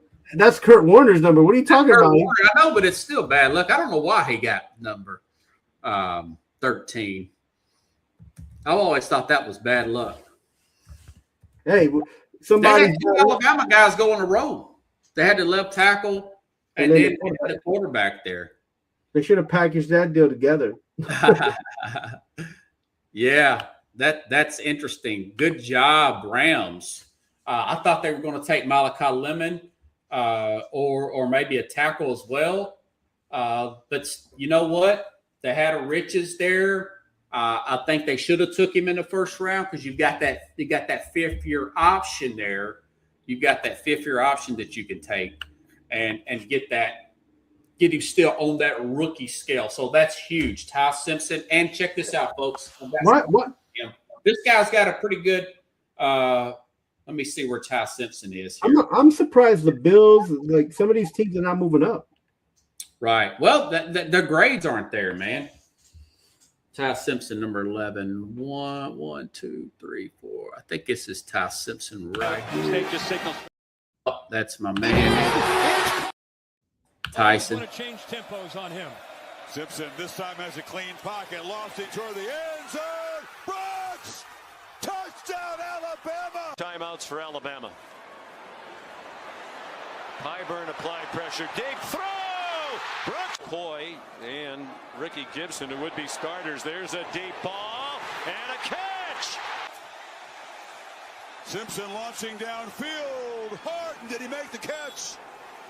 They rule it a good catch. Simpson, man open. Ryan Williams a leaping. Some territory. Simpson off play action, drives the ball downfield, and it's Bernard. Here goes Jeremy. Touchdown. So he can hit players in stride. He can thread the needle. He's only got like 15 starts. That's why you want him to sit a year, maybe 2. I would prefer him just maybe sit a year. But, if you got a guy like Stafford who, there are reports that he was informed that they're going to take Ty Simpson. So what does this mean for the Steelers? There were thoughts, there's some speculation, and I'm pretty sure it's not speculation at this point, that Aaron Rodgers, the reason why he hasn't fully committed to the Steelers because he did not want to be a mentor to Ty Simpson this year. So that takes the Steelers off the board. That takes your Giants off the board. So your Giants can essentially pick the best player available, go into next year, get the crap beat out of them. They'll probably fire the coach there, and they'll be in line to get a possible Arch Manning or Dante Moore from Oregon next year and start over maybe with an offensive-minded head coach. What do you think about that with them coming up here in just a few picks, Carlos? Yeah, listen, they gotta make moves, man, and they gotta make the moves count. And these draft picks don't win you the Super Bowl the next year. They win you the Super Bowl 2 to 3 years. Yes. They can help you win the Super Bowl if you make the right picks, right? So I think like some of these teams that starting to get that out of this situation. Because you can't be paying some of these. I know I'm gonna be repetitive about it, but you can't be paying these guys a high premium dollar and not getting any return on investment, man. It's just tough. It's bad. It's bad for business, and it's bad. Sometimes it's bad for the league because they look, these kids are the thing about this year, especially, is that these kids are and last year these kids are coming off of NIL deals too. So they don't really need the money. So I'm sure there's going to be some kind of changes made for that. But as far as these teams picking these players, they need to make moves that are helping them instead of hindering them, not just on the field, but also financially. Yeah. Yeah. So we're at 14. So the Ravens are on the clock here. I've got them taking Kenyon Sadiq, the tight end out of Oregon. I think with the loss of Isaiah Likely, that would be a good likely pick. But they like to take defense. Who's to say they won't take Reuben Bain? He looks like the kind of guy that would play for the Ravens or the Steelers. What do you think the Ravens should do here at 14 with them backing out of the Max Crosby trade a few months ago? Yeah, I think the Ravens. I feel like maybe the Lions or the Vikings should go up and try to get this guy Bain, just to solidify their defense. The Ravens already are heavy contractually, with a lot of these players. So, teams like the Vikings and Detroit, they need this kind of guy, Bain. I can even see maybe Pittsburgh going up there and trying to get this guy. So if I'm the Ravens, I try to, dangle this piece right now, see what they can get. Maybe that's probably why they're taking so long. Yeah. It's getting close here. I'm looking here. I'm trying to refresh. Okay, the Ravens have made a pick here. They made a pick. They didn't trade it. Ravens got wise. They went on the offensive line. They took the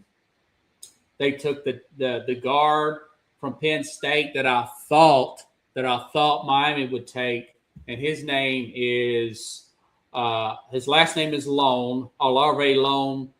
Supposedly the best guard in the draft from Penn State. Very good player here. Good job, Baltimore. Always seem to take the boring player, the trenches. That's why they win more than they lose. They've made that coaching change here.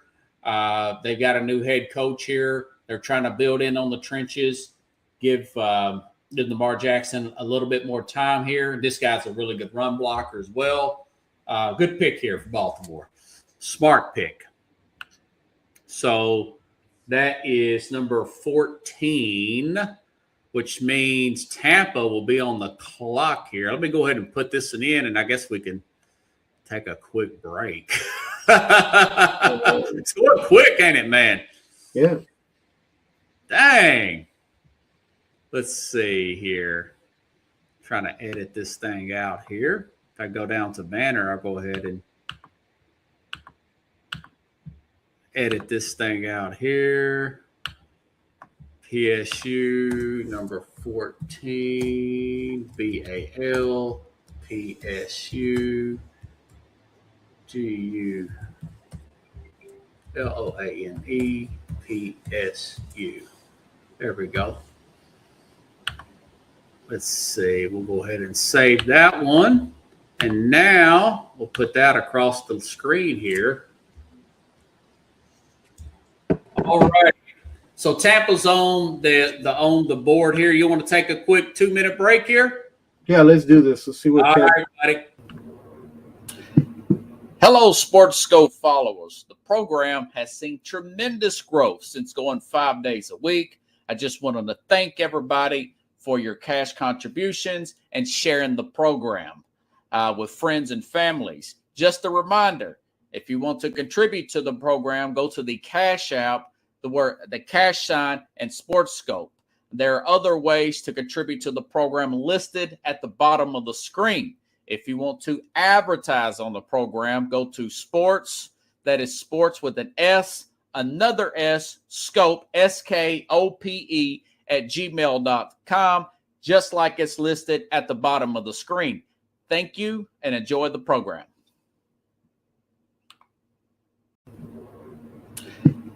Hello, Sports Scope followers. The program has seen tremendous growth since going 5 days a week. I just wanted to thank everybody for your cash contributions and sharing the program with friends and families. Just a reminder, If you want to contribute to the program, go to the Cash App, the cash sign, and Sports Scope. There are other ways to contribute to the program listed at the bottom of the screen. If you want to advertise on the program, go to Sports, that is Sports with an S, another S, Scope, SKOPE, at gmail.com. All right, folks, I'm back here live. Carlos is still probably taking a quick break here. No, I'm here. Okay. So now Tampa's on the board here. Let me see who I picked here. The Tampa to take there at 15. I had to take Kendra Falk out of Auburn. Ruben Bain's probably going to be the pick there at 15. What do you think Tampa should do at 15? You know the coach there. He loves to go defense there, Todd Bowles. Todd Bowles could either go defense with Bain, or he could go also with the cornerback with a defensive back. Oh, defensive back here. Yeah. Okay, well that would be possibly the Tennessee defensive back. They could go safety possibly. Yeah. There's a safety out of Oregon, but possibly they could go with the tight end. Well, no, they got a pretty good tight end. Yeah, I think they're Bain at 15, not unless somebody trades up. I think they'll go with Bain. They could have possibly get a wide receiver. They just lost their wide receiver to the Chargers. Yeah, I don't know who they would take, and maybe Boston out of I think his name is Daniel Boston out of Washington State. I think they're going to go edge rusher Bain, but we'll see. I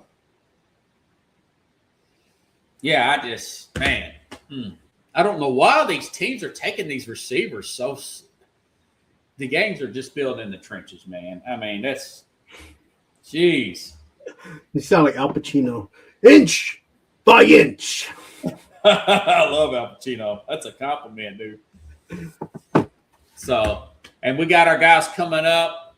Neighbor Roy, going to talk some Steelers, and of course, brother Fred at the Bears coming up here in just a few picks here, which they're coming off pretty quickly. I'll send the text if they come out. Which the draft is moving quickly. I mean, it's 8:30, and we're already at okay. We've had a pick come in. That's why they're going to be paying me the big bucks someday. Ruben Bain, Carlos has been selected by the Tampa Bay Buccaneers. He was the best edge rusher. I thought they was get Falk. They didn't think Bain would be there at 15. Bain's going to be a house of fire. They needed an edge rusher. They're getting long in the tooth there. Right. So this young defense is going to get even younger and faster and better. That's crazy. This Bucks team, now they have to focus on is scoring. Right now they got to give Baker some tools. Yeah. Well, I mean they got the receiver there out of Ohio State that played last year. Yeah. I can't remember his name off the top of my head, but he played well. He's a rookie. He's coming into second season. Mike Evans was getting long in the tooth. I thought that was a good pick there, a good deal to move on from Evans. Although I love Evans, but the problem was the availability. Evans' availability. That was a problem. Right. Always, not knowing what game he was going to come back at. Right. I like what I liked about Evans though is when he did come into the games, hurt or not, he was available. When he was listed as on the roster to play, he came in and he played the game. There was a lot of times you saw him, kind of squinching his eyes and being hurt every time he get hit, but at least he was there when he said he was going to play, and I like that about him. But well, I've got some Ruben Bain highlights because I thought he was going to go top 10. So they got to still 15. 1, 2, 3, 4, 5, 6, 7, 8, 9, 10. Ruben Bain, everybody. State just signals for the fair catch. And with the play clock winding down, saying it's trouble and sack back inside the 20-yard line. Bo Jackson trying to get the edge, and it's stopped by Bain. 27-yard line. Another play action pass. Saying in trouble and taken down again by Ruben Bain. They fringe of field goal range. Flag down. Reed taken down. Ruben Bain again. Concepcion. Reed running for his life and goes down in the arms of Ruben Bain. Start the year, but Randy Bond, there it is. It is deflected on a low kick. Man rush, simulated pressure, and it gets home. Ruben. I mean, he can play the run. He can play the pass. You saw him make a play on special teams. I feel like that's what got a steal, didn't they? What was that one player's name? I can't remember his name right now. I can only just see it. I think he played for the Saints, where he had a small wingspan, but the guy was all over the place. Like what's his name? Will Smith. I think it's Will Smith. 97. Oh no, but he played. But he was good though. Will Smith was a good edge rusher out of Ohio State. Played with the Saints. Yeah, man. Like everybody was like, "Oh, his wingspan." I'm like, "Yo, that dude can have no wingspan. He's always where the ball is, and that's what you need right there." He can play the run. He can play the pass. He's strong. He plays with an attitude. That's a great pickup for the Saints, man. I wouldn't be surprised if he didn't win Rookie of the Year, Defensive Rookie of the Year. The Bucks, not the Saints, the Bucks. And he's going to a good team. You know? Went all the way to 15. I mean, you know, and then Tennessee takes a receiver at 4. Just in case one malfunctions. Had the Titans traded down several picks, they could have got more picks and got banged. Yeah, sure in the hell could have, Kevin. That, you know, the Titans, I just don't think they know what they're doing. And you're right, Carlos. They might be here next year. Kevin mentioned it earlier. They might be here next year and picking another quarterback. They may have to get a new general manager. I'd like to see the owner sell the team, be honest with you. The Uber riders, they said, why are you even building a new stadium? That was built in 1999, you know? So I think it's the weather, right? The weather is like, you know. Yeah, it's going to be good to host the Super Bowl and everything. It's going to have the glass ceiling. It's going to look like Minnesota and everything. New York needs that. That's what New York needs. Okay, we've had a wow. The Jets have made their pick, folks. Great pick by the Jets. I mentioned this earlier.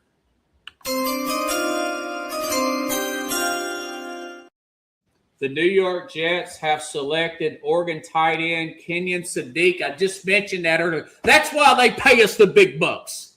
Good job. Good call. I see what the Jets are doing, and I feel like they could have used their O lineman, but if they go, they didn't do bad picking this tight end. He's very, very talented. So that's a good pick. That's a huge Nigel. Appreciate the love there, Nigel. Appreciate that, man. Great pickup, Jets. There, you got a tight end there. Now you have a number one receiver. You got the best tight end in the draft. You got two tight ends now. They got this guy's son, Taylor. Who's that? Let me look at this. Hold on. They got Taylor on one end. Now they got this guy on the other end. Oh, okay. Yeah. Which is why I was thinking, I was like, you don't need really the tight end, but you know, you could have gone defense or O line, but it's okay. It's not a bad pick. They've got. I think their O line's in pretty good shape, man. They got a right tackle. They got a left. Mason Taylor. You like Mason Taylor? Yeah, he's fashioning their left tackle, and I like Mimbu, the right tackle. They're in good shape, man. They need a quarterback. That's it. They don't have one of those in the draft right now. No, I mean, they're going to get that next year. They're going to get wiped out. They're going to get that next year, and the Jets could be in the Super Bowl in a few years, man. Oh, my goodness. From your ears. Andre Sweat, former Titan. I think they stole that pick. They got David Bailey now. Will McDonald at the other edge end. They're going to be decent. They may win too many games, but their quarterback play is terrible with Geno Smith and Brady Cook and Bailey Zappi. I mean, me and you could probably put together some more wins than those guys, but Geno Smith's going to get blasted out there because he's going to make some mistakes. Good job, though. I love that pick. Good job, Jets, man. Good. The New York teams are doing well tonight. They're having a good night, man. I just hope the Knicks are having a better night. Oh, man. Don't tell me the Knicks ain't losing. Let's see what they're at. Yeah, okay. They're playing right now, so. Okay. I was gonna have I had 3 games ready to go, but I'm like, you know what? I'm just gonna focus on this tonight. I did win a few dollars off that other deal, though. I'm so tired, man. There's so much sports going on in my head. Oh, it's hardcore, ain't it? It is real hardcore. I'm trying to see if I can delete. There's so many sports going on. I don't have time for my kids, bro. I put them first. That's funny, man. And listen, the Knicks right now, 108-107. They're winning? 50 seconds left. They're 1 point. Oh, my God. Let me see. I hope I didn't take them in the point spread. What did I take here? Oh, I took them minus freaking 1.5. Jeez. They got to win by 2. NYJ, Kenyon Sadiq here. What is it on? What is it on? Great pickup for your Jets, man. That's I didn't think he was going to be there. I thought he would go off the board at 14. Now I've got to get caught up here. It looks like something else is happening. These guys are still putting on jerseys on this Buck player, man, on Ruben Bain. Oh, yeah. He's going to be money, man. SADIQ.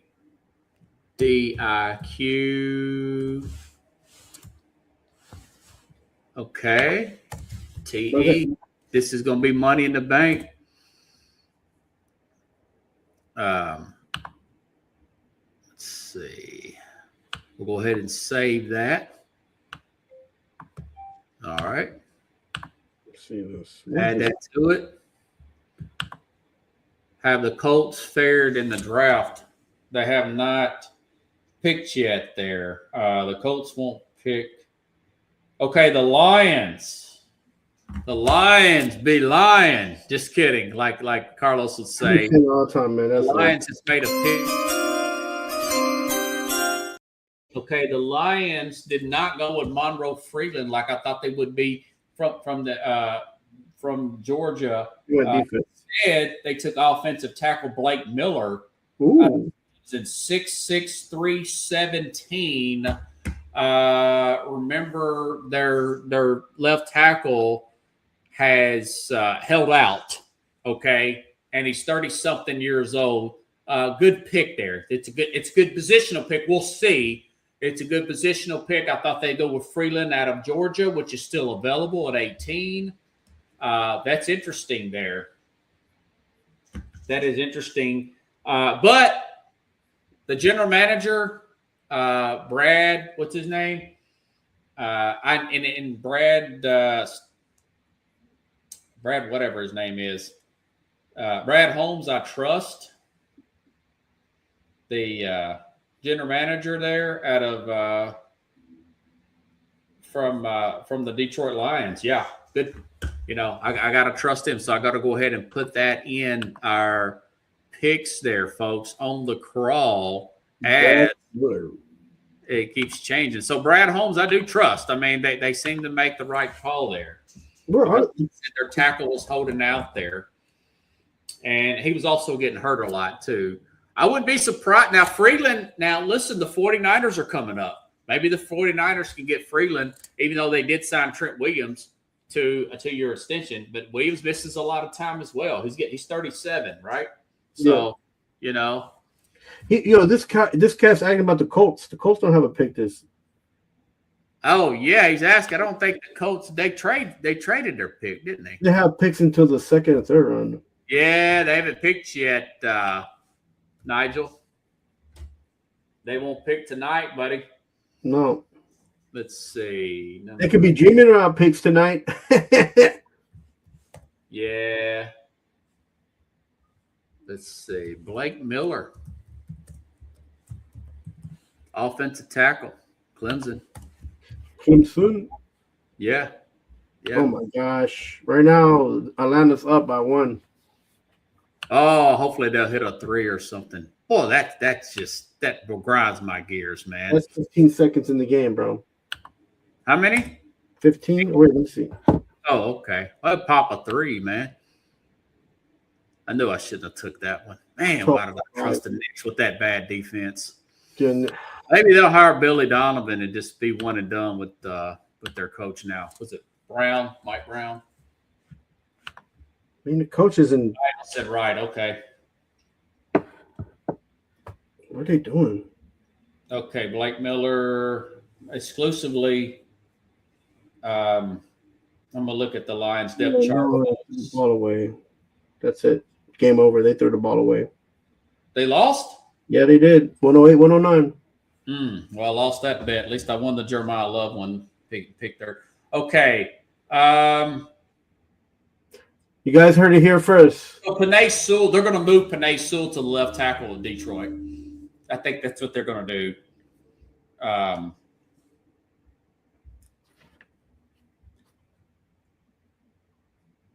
Taylor Decker is who I was trying to think of. Taylor Decker is holding out, and maybe Tennessee will sign him as a backup, to plug in for their starter. So we are at Vikings. 17. Vikings are the next pick at 18. At 18, yeah. We got 3 more picks, Rear Roy, if you're listening. 3 more picks.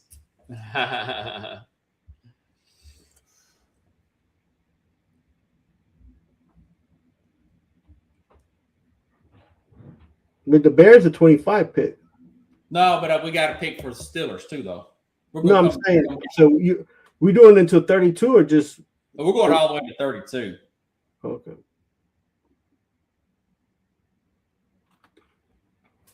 These guys. Atlanta's going to make this a situation for the Knicks.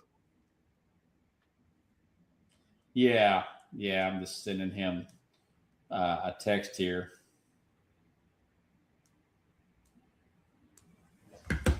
But let's see. He says, I'm a bit out of touch with all the ATM. Okay. Yeah, I hear you, Nigel. Being up there in Australia. Shout out to my man in Australia here. The Thunder from Down Under. The way, having a great show tonight, folks. Going a lot quicker than I thought it would be, which is good. It's good. I got to get up really early tomorrow. Really early, ridiculously early. But I was going to do this show no matter what. I trust what the management does with the Lions. Your Giants right now, they're having a really good draft. I like what the Ravens did. So I'm a long way off. I'm excited. You're about Detroit's chances in NFL this year. Well, I'll tell you what. They're in a very tough division with the Bears and the Packers and Minnesota's defense. But the Lions, if they can get that line squared away, they've got a new offensive coordinator. They've got the offensive coordinator from Arizona now, okay? They moved off their offensive coordinator, Dan Campbell. They're going to put Penei Sewell at that left tackle, bring this Blake Miller guy in at right. They still have a window there. They have skill positions everywhere. And I trust Penei Sewell. I think they need a center. That's what they're going to do in the second round, which a lot of good. Tennessee needs a center too, by the way, Kevin. The Bears need a center. I think the Bears signed somebody. But anyways, the Lions look pretty good. How good? I don't know. We're going to find out. But I do like the fact that they got the Arizona offensive coordinator, which was doing pretty good with Arizona, considering the fact they had Jacoby Brissett taking the snaps there. Thanks for understanding. No problem, brother. No problem. And I'm a big fan of Dan Campbell anyways. I love to put his, post-game speeches here on the board here, folks. Okay. The Minnesota Vikings have made a pick here, folks. Let's go ahead and get to our sound effects. Staying in the NFC North here, They have selected Florida defensive tackle Caleb Banks. He's the first defensive tackle off the board. It was not the tackle from Ohio State. Caleb Banks from the University of Florida, one of the better tackles, defensive tackles in this draft. According to Nick Saban, he was talking about this guy earlier. So we'll go ahead and put him on. Let me give you a little bit more heads up here on Caleb Banks. Let me see if I can get him on the big board and get you guys a write-up on him. So I did have some information on these players here as we go. Let's see. He is – let me go back and look at his information here. Yeah, he's the number 3 defensive tackle according to ESPN. It says Banks is a position and not a scheme versatile. He can line up at the defensive end and the nose tackle in a 3-man front, and he's up on defensive tackle or defensive end in a 4-man front. So it's a pretty good write-up there. Pretty good write-up. And like I said, Nick Saban likes him, and Saban don't go around giving out compliments to everybody. According to ESPN, Caden McDonald from Ohio State was a higher prospect. So you got to go with the opinion of the general managing staff of Minnesota. They've got a new general manager. They fired their general manager because of the situation with Sam Darnold. So we don't know. Other than I know that Nick Saban likes this guy. So wait and see approach, folks. Wait and see. Caleb Banks there. And we're just a little bit ahead of everybody else. 16, 17, right? Wow, Caleb Banks from Florida? Yeah, man. They're 18, all the way down to 19. The 19th best available player. Yeah. 18. Hold on. Clemson. Let me delete that. Go beside Clemson. 18. MIN. We'll go all the way to the end. If you can hang in here, I know I can do it. Look how fast this is going. This is ridiculous. Yeah, we'll be done by 10 o'clock at this rate. I thought it was going to be done by 10:30. It is 10 o'clock at this rate. Well, it's your yeah. It's 9 o'clock my time. I thought we'd be done by 10:30. It's Central Time. You're on Eastern Time.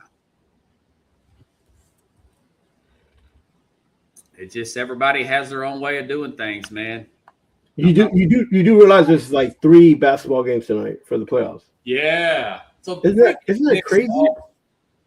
Okay, the Panthers have made a pick at 19. Boy, this is quick. What did they pick? Well, we gotta do this bad boy right here.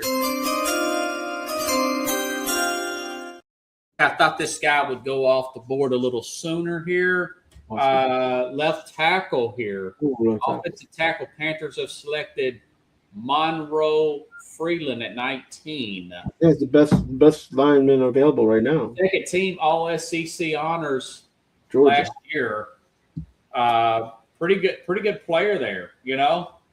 Yes. Players like him, I think that could possibly be a steal. I think Dallas may got a steal of Caleb Downs where they got, and I think who's the other one? Tampa with Reuben Bain at 15. Those look like the steals of the draft so far. What do you think? Yeah, and then, like you said, when you saw the Titans make that pick, and also the Saints making that pick, you would think, with all the talent that they have on the offense and defense side of the line, and why not take advantage of these players being available to you, and they did not. But it is what it is, and they got more picking to do in the next few days anyways, right? They're going to be picking until Saturday. So Yeah. And, somebody else put a comment there. Here's one left for you guys. What's your most memorable, notable sports bet achievement so far, 26 in NBA? Last night, man, and this year was last night when I picked the Pistons to cover that 8.5. They blew out. I haven't made too many picks, Let's see. Number 19. Look at that. We're coming right up on it. MONRON. Left field. I don't know. I mean, we our picks have been pretty on. We picked Indiana over the group of guys that we had. That was pretty. Oh yeah, they didn't want to come back on after that. They was cocky at the beginning, especially Seth. No, listen. I think big.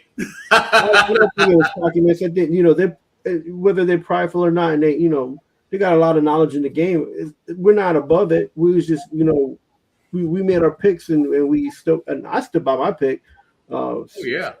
Since the beginning, but I liked it. I liked that they were heavy on their choices, and you got to be. Sometimes you as a fan, sometimes you lose track of things, but you should stand by your picks. Yeah, that Pistons beat who'd they beat? Oh, Orlando. Remember they lost game 1. I knew they'd come back strong in game 2. They won in a blowout in game 2. Okay. Here we go. Wow.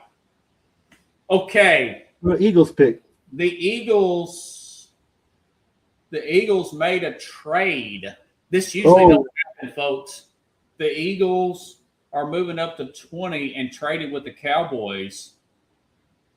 The Eagles received the 20th pick and the 7th rounders with the Cowboys received the 23rd pick. Dallas received the 23rd pick, the 114, and the 137.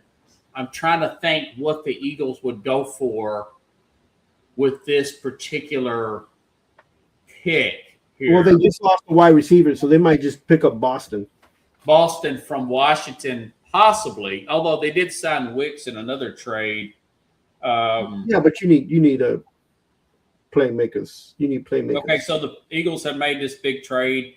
And let me see if my man Jamie has not returned any of my stuff here. I don't know if Jamie's going to come on or not. They have not made the pick yet. Hold on. Here we go. Good call there. Hold on. A pick has been made, folks. The Eagles always seem to be a step ahead of everybody else. I thought this player would go 13 to the Rams. The Eagles have selected at the 20th pick USC wide receiver Malachi Lemon. Lemon. There for the Philadelphia Eagles. Malachi Lemon, very good route runner there for Philadelphia. Wow. Man. Hard to keep up with all these picks. So UC from USC, yeah. Yeah, USC, yeah. Oh, yeah. It's but he's gonna be like a slot receiver, man. He's not big. He's not a big guy. I mean, he makes plays, but you got. You can use the other. You can use whatchamacallit there for the deep threat. Wicks. No, the number 2 receiver from Alabama. Oh, yeah. Yeah, I'll have to look him up here in a minute. You know what I'm talking about. Yeah, I know you're talking about Smith? Yes, Devontae Smith. Devontae Smith, yeah. USC. Wow. Okay. Here we go. Holla when you hear me flow. Come feel me flow. Did you got any film on this kid? Huh? Did you get any film on this guy? No, Malachi, I did not. Let me double check and see. No, sorry, he was rated. I did not. I had the top 11 players. Yeah, he wasn't rated in the top 10. Now, Jordan Tyson, I've got some film on him. Caleb Downs, Jeremiah Love, Arvell Reed. Yeah, I've got everybody. So he was picked over Boston. He was picked over. Oh yeah, he's a better player than Boston. I thought he would go. Any Aussies still at the Eagles? That's a sick. I don't know. Now maybe the kicker. I don't know.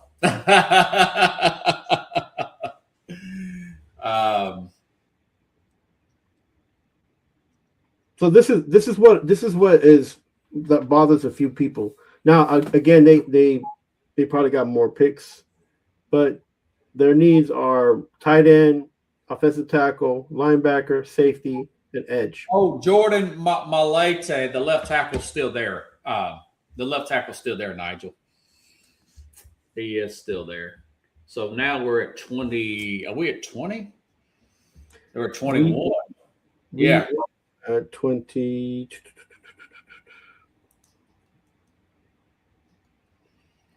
Oh, Fred, I wonder. Let's see. Fred getting my email. Yeah. Let's see if the guys didn't get my. I hope they got my email. Pittsburgh on the clock now. I'll bring Roy on here in just a second. We'll bring him on. I think who's on the clock now? Is Pittsburgh on the clock? Pittsburgh's on the clock, and then after that, it's followed by the Chargers, and then back to the Cowboys. Yeah, pretty cool, man. So the Cowboys, they may get the edge rusher, Kendrick Falk out of Auburn. They may look at that. But who do you think the Steelers are going to get? Well, now the Steelers. Let's go back to my big board and see what I had them picking at. The Steelers at 21. Probably get Mesidor. Their defensive line. I had them taking Caleb Lemieux, Utah left tackle, but we'll see. We shall see. I'm waiting for. Well, you think they're going to go offense? Yeah, offensive line. Yeah. Oh, wow. Because they have problems there at the offensive line. Yeah, but they got an aging Hayward, and they got, that they're trying to replace a few guys on defense, and they usually draft defense heavy first. Let's see, Sports Scope, Roy Baker, Fred Long. Okay. Thurman and the safety from Oregon is still on the board. I mean, we got a lot of guys here. The Oregon safety is a very good player. Yes. And he very well may go. I think they're going to go with this tackle there, Lemieux from Utah. But we shall see. Yeah, Jordan's a very good player. He was a 7th-round pick and made the team for the Eagles. It turns out to be a great left tackle. That normally don't happen. That guy's got a well of a work ethic. I'm waiting to hear from Roy and Fred to talk some Steelers and Bears. Maybe they can hang around to the picks because they're coming in so fast. The Bears. They haven't popped in on the board. Wow, this second round is going to be top heavy, man, with a lot of talent. Yeah. And a center has not been picked yet. So I know the Titans need a center. And no other quarterback has been picked. So a lot of people are saying the quarterbacks. This happened last year, too, where they had like a couple quarterbacks get picked and then the rest were in the second round. Yeah. Let's see. I think that's going to be the case. I thought it was going to be Ty Simpson. The Rams, great move by the Rams, taking Ty Simpson there. That was good for their team for sure. Yeah. Fernando Mendoza. Now, these other quarterbacks probably go late second, third round. It's hard to tell what's going to happen. A lot of people got Carson Beck rated as the third best quarterback. I'm thinking Nussmeier from LSU's probably rated a little better. Beck turns the ball over a lot. But I know Beck's got a lot of experience. He's made some big flashes. He would be a guy you have to have the exact right system for him. Same thing with the quarterback out of Penn State as well. And Clint Kubiak out of Clemson. So we'll see. We're still waiting for my man Roy. And I keep sending him these texts. I don't know why. Okay, here we go. There's Roy. Let's see. Neighbor Roy Baker here. Hello, hello. How you doing?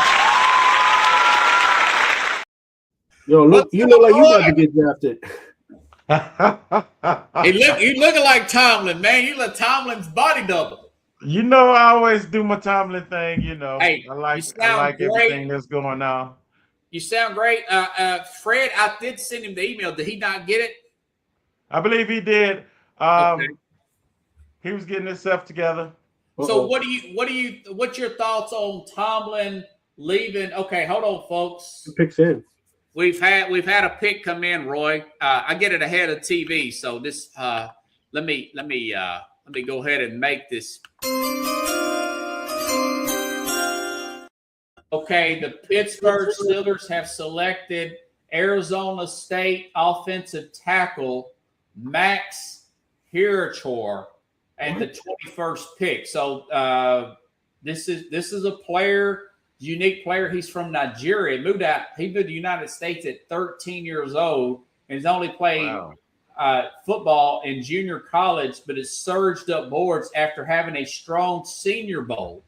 So I thought they would probably go tackle. They've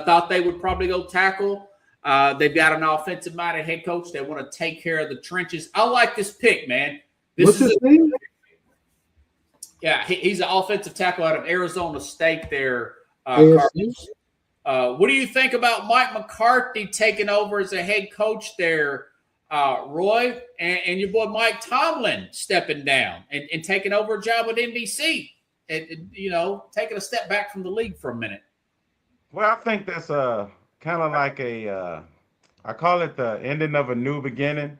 Yeah. And so with NBC, I believe it's like more of a pivot from a coach getting into a position where his word and advice is good. FanDuel fans, they'll take intake on him. I don't know if he'll give too much insight, but I think he's making a good decision to do so.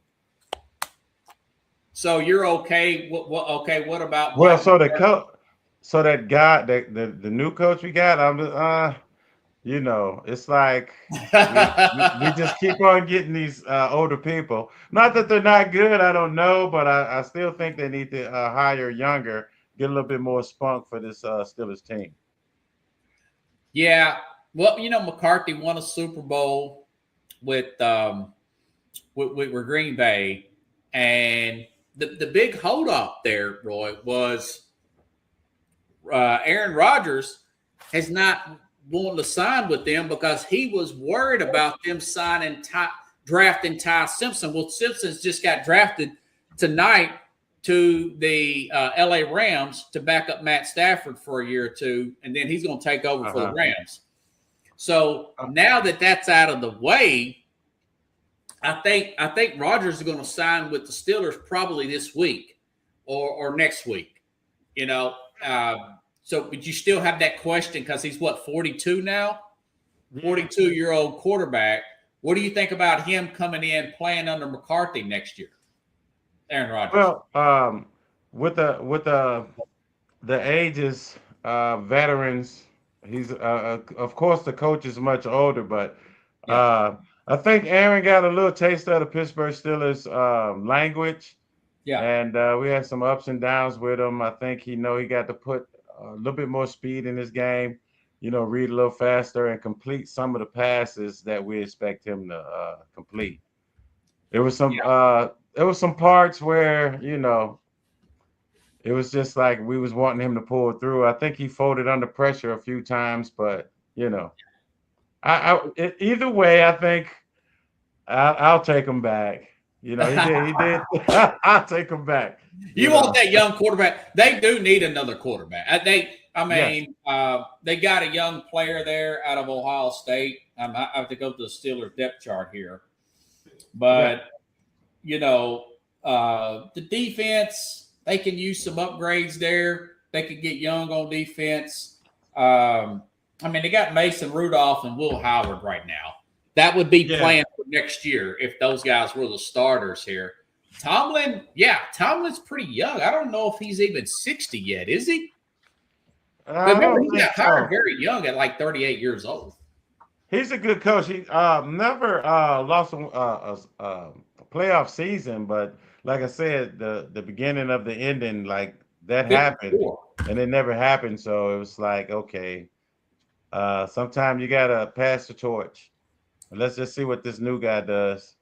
I don't think it can be a Tomlin, but you know. So you sound more win a Super Bowl. So don't you think it got a little stale under Tomlin? They haven't won a playoff game since 2016. Yeah. Yeah, it's just I'm just lost with it, you know. I was hurt when Tomlin left, and introducing kind of lost with it.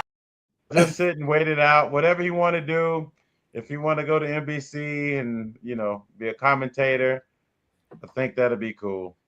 Don't you think he felt like he was probably a little bit burned out at this point? Yes. He gave it enough that it wasn't going to move as fast as his mental thing from what he once was with that. Yeah. It was the connection with the spunk he can give, the presence, the know-how, but just being a little old, there's so many people you're trying to mingle together to make them operate as a mashing gear. And so sometimes the gears don't mash. So that's my take on it. So sometimes they just, let's see, trench players. I'm just reading about it. Yeah, so they took an offensive tackle. I thought they would go offensive tackle. They've had some letdowns there. There's some injuries at the offensive line. Steelers. I think their problem was they don't stay young. They just hold on to these guys too long, and then the guys they end up paying end up hurting them, and they get hamstrung with these contracts where they can't move on to younger players. So they got a lot of older players. Yeah. Good point. Good point right there. You're in a division where you're going against all these guys who average age is 25 to 27, and your average age is 32. You can't compete with them, man. You're gonna get hurt. You ain't coming back. Yeah. You're coming back later than you are sooner when you're older. I mean, we all older in this panel right now, and I'm sure there's days where you roll into bed and you just want to keep rolling onto the ground because you don't want to get up and fold your legs up, So and we don't play sports. We're not on the field. So these guys, they get hit. They feel it, you know what I'm saying? So Yes, that turf, it talks to you, the grass, the dirt, all that within age and all that. So you got a valid point about that age difference. You got to let people go. Sometimes you might have to use the bench. You might have a star player right there. Just got to try them out, keep them playing. Not last season, but I heard 3 seasons ago, the Steelers had a better practice squad than they did an actual squad on the field 3 seasons ago. Oh, really? Yeah. That just goes to show you how much talent they was holding on to that wasn't touching the field. Yes, that's exactly my point. They had a lot of older players that bench too. Yeah. But the problem is they get into these contracts where they can't get rid of these guys from the roster because they're guaranteed money to play on to be starting. So they, it hurts them, it hinders them. They got to get. Listen, Pittsburgh isn't one of those teams that got too much money that goes around anyways. So when they get into these contracts, some of them contracts are hellacious. That's why they got rid of Antonio Brown. That's why they get rid of some of these guys because these contracts it holds them back where they can't play other guys. They can't put other people on the field. Yeah. Yeah, I have to look at their depth chart. The cornerback there. Broderick Jones has had some injury problems. That's the reason. That's a left tackle that they're wanting to replace with this young guy. And then Mrs. Fitzpatrick the Jets just picked him up.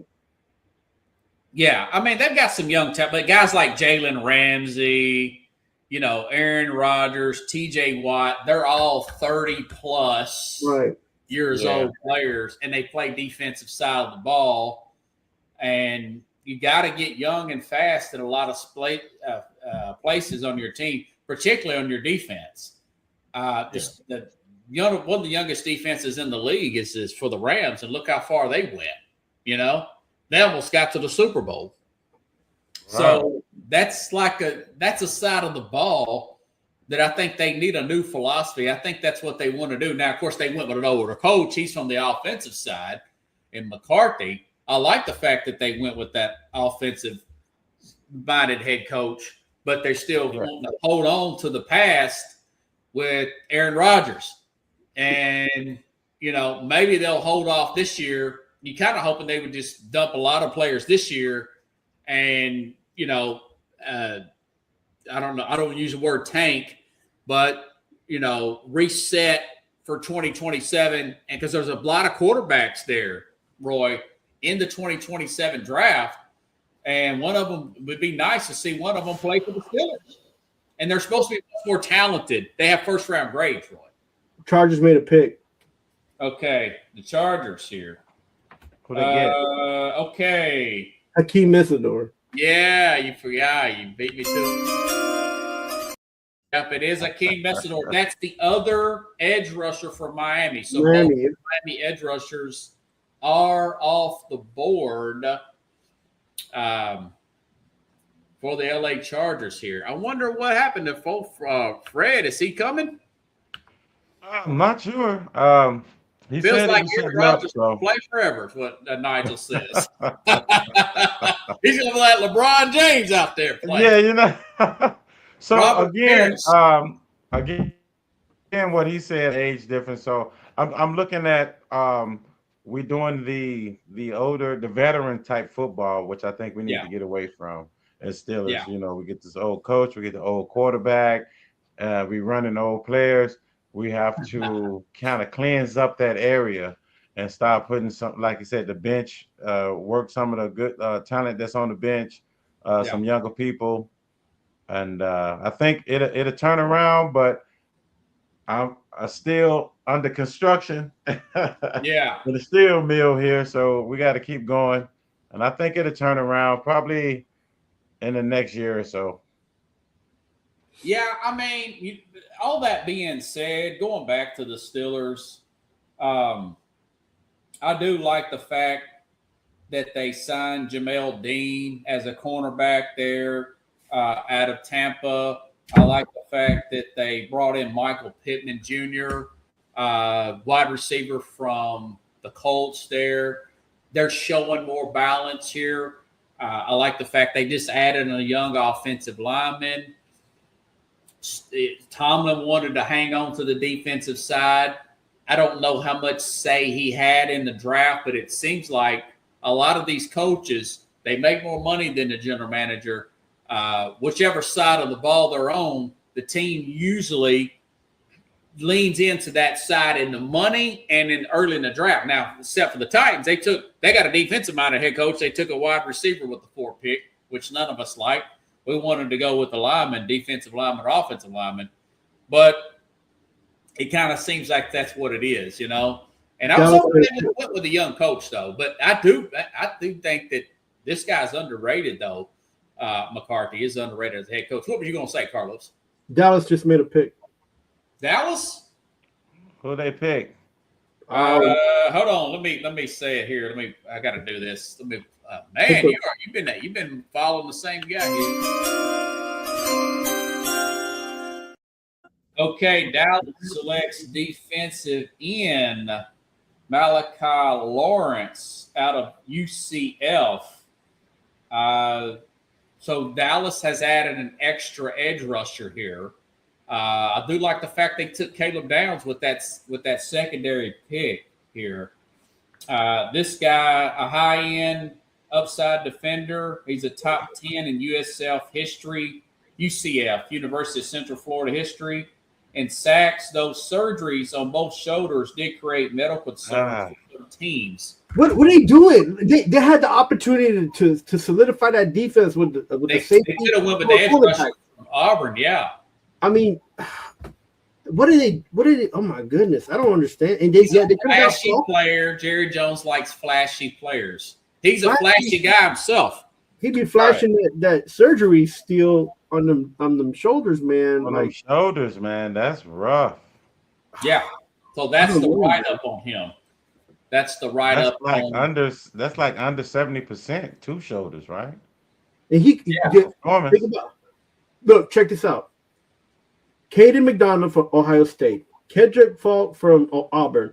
Got you had on the secondary, you could have got Thinanen, you could have got Warren from Toledo, who's a hard-hitting safety. You could have got Avon Terrell from Clemson. You could have solidified your defense, and you got a guy who is going to help your defense but not solidify it. I don't understand. Oh wow, the Browns have already made a pick too. This is going fast, guys. Check this out. Hold on. Okay, Browns have selected a wide receiver from Texas A&M, Casey Concepcion. He's got the French name. Concepcion can line up inside or outside, totaling 919 yards, 10 total touchdowns last year. Though he did have some drops, he tries to get ahead of the ball. Casey Concepcion goes to the Browns. I thought, in air quotes, the Browns would take the receiver, Kevin, out of Ohio State that the Titans taken. But, of course, they did not take that. The Titans ended up taking a receiver like foolish that they did. This is a pretty good pick, though. This guy he was considered graded in the 20 to 25. So Browns are having a pretty good draft so far. Take an offensive lineman, take a receiver. My general thing is if the grade is even close there, Roy, you want to take in the first round defensive lineman, offensive lineman, not unless you're totally stacked at those two units. If you're totally stacked at those two units, not unless quarterback or whatever, but quarterback aside, you want to take those positions in the first round, skill players in the second round, generally speaking, but these general managers do not like to do that for some reason nowadays. Yeah. So that's the key to it all. Huh? Offensive line and defensive line. That's just, that's it. That's it in a nutshell. Yeah. I mean, it's not fantasy football. They don't sell tickets, The Cincinnati Bengals got two wide receivers. They're paying them a lot of money. You see a lot of 8-year-olds with those wide receiver jerseys on in the stands. You think the owners are pushing for that, but they haven't made the playoffs in 3 years, because they can't get stops on defense, man. And the quarterback's hurt all the time because they're not protecting him. So they look great, but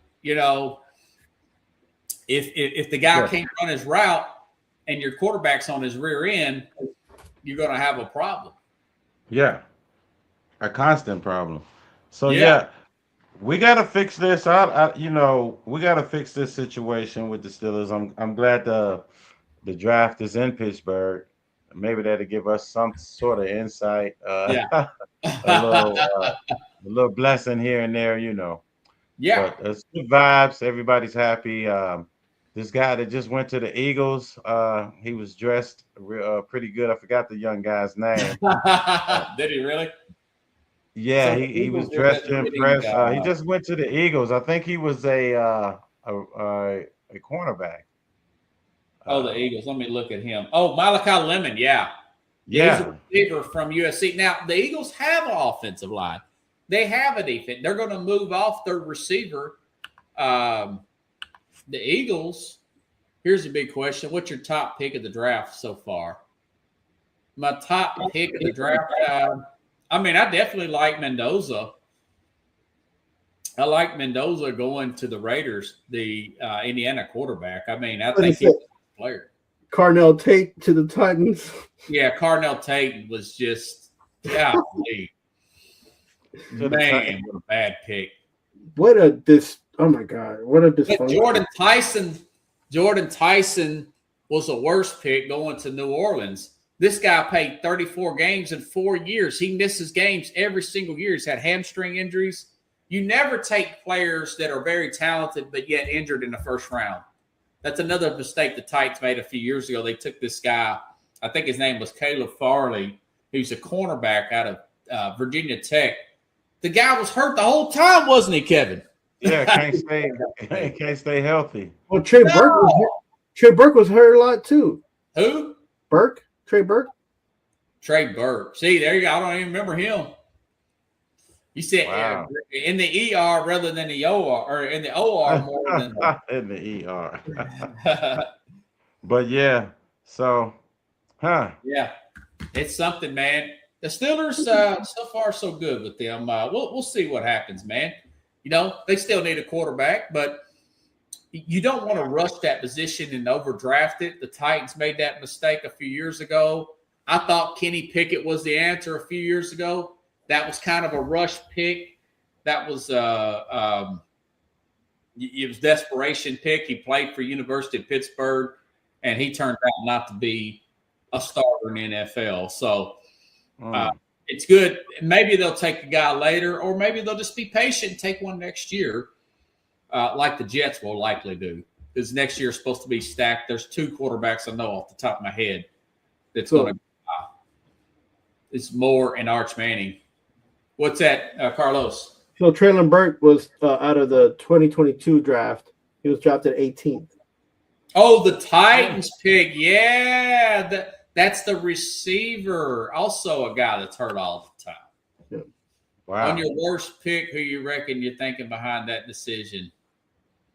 The worst pick of this draft so far is Jordan Tyson to the Saints. Yeah, got to be that. That's got to be the 34 games in 4 years. 4 years. Wow. There's 13 games in Is that's due to injuries? Yeah. Yes. And he had an injury this year. He played like 3 or 4 games. I don't understand the thought behind that. Oh, he makes good highlights. The part of ability is availability, man. You know? Yeah. Well, he got guaranteed money. He got drafted in the top 10, and now he's going to be playing in Louisiana. So, I mean, yeah. Wow. Okay. Oh wow! I was hoping Brother Fred would come up in here because there's been a move here. What the Bears made a pick? The Bears have made a pick here. They got the Bears are in to pick anybody. Bears at 25 will select safety Dylan Thiemann. Thank you. Yes, Oregon. He's the best safety available there. Yes. First team All Big Ten selection. The versatile defensive back, impacted the game deep in the box safety. He's the second best safety on the board other than Caleb Downs here. Great pick there for the Bears. Trying to think if I had them. The Bears don't have any really gaudy holes. Let me see what. No, they're young. That's the problem. They're young, and they're going to even get better now with this pick. They solidify the back end, which they were having problems with last year, which is one of the reasons why they couldn't. They struggled. Was they couldn't. I had them take Emmanuel Warren out of Toledo. That was the next safety on the board there. Yeah, that was good. Yeah, Caleb Farley was a worst round talent before he was injured. He was never returned afterwards. They took a shot and missed. Yeah, that was a bad move, though, Kevin. They should not have done that with Tennessee. You never do that in the first round. You can do that in the later rounds, but just don't do it in the first round. You ever go to Fred? I was thinking that was him. Oh, okay. He may be sidetracked. It's all good, man. Yes, it's sir. All good. Wait, real quick before what is your hope for the Pittsburgh Steelers this year? Besides going to the Super Bowl, like what do you think is in reality? Expectations there with the situation there, Roy. Yeah, because you got a new coach, and you got and you might get, but you don't know. With the new coach, Aaron Rodgers, got to see what their chemistry is together, and how Aaron can lead the team. Completing passes. He did pretty good with some yardage. It's just communication and connections. The mental thing. So if they can synchronize these plays because we got the older players. We can get to the spot because we're smarter, but we still need the youth. It's more than just we the veteran players, but the age to catch in on the body. So we got time. We still got some young players that'll help as well. So I think they'll be pretty good. I think we'll make a playoff, and we'll see from there. Just depends on what these picks are tonight, and these people perform like we expect them to. Well, they had a good free agency. I talked about those two players, and we don't know exactly what's going to happen with the Ravens. They had a lot of turnover too, right? And Cincinnati's had a bunch of injuries, and we just mentioned them. And we don't know what's going to happen with the new coach with Cleveland. So the Steelers are right there, Yeah. So I have in that division, I have Cleveland winning it. I believe that. He's going out on the board, ain't he? Yeah. No, listen, I have Monken is a great coach for a quarterback in an offense.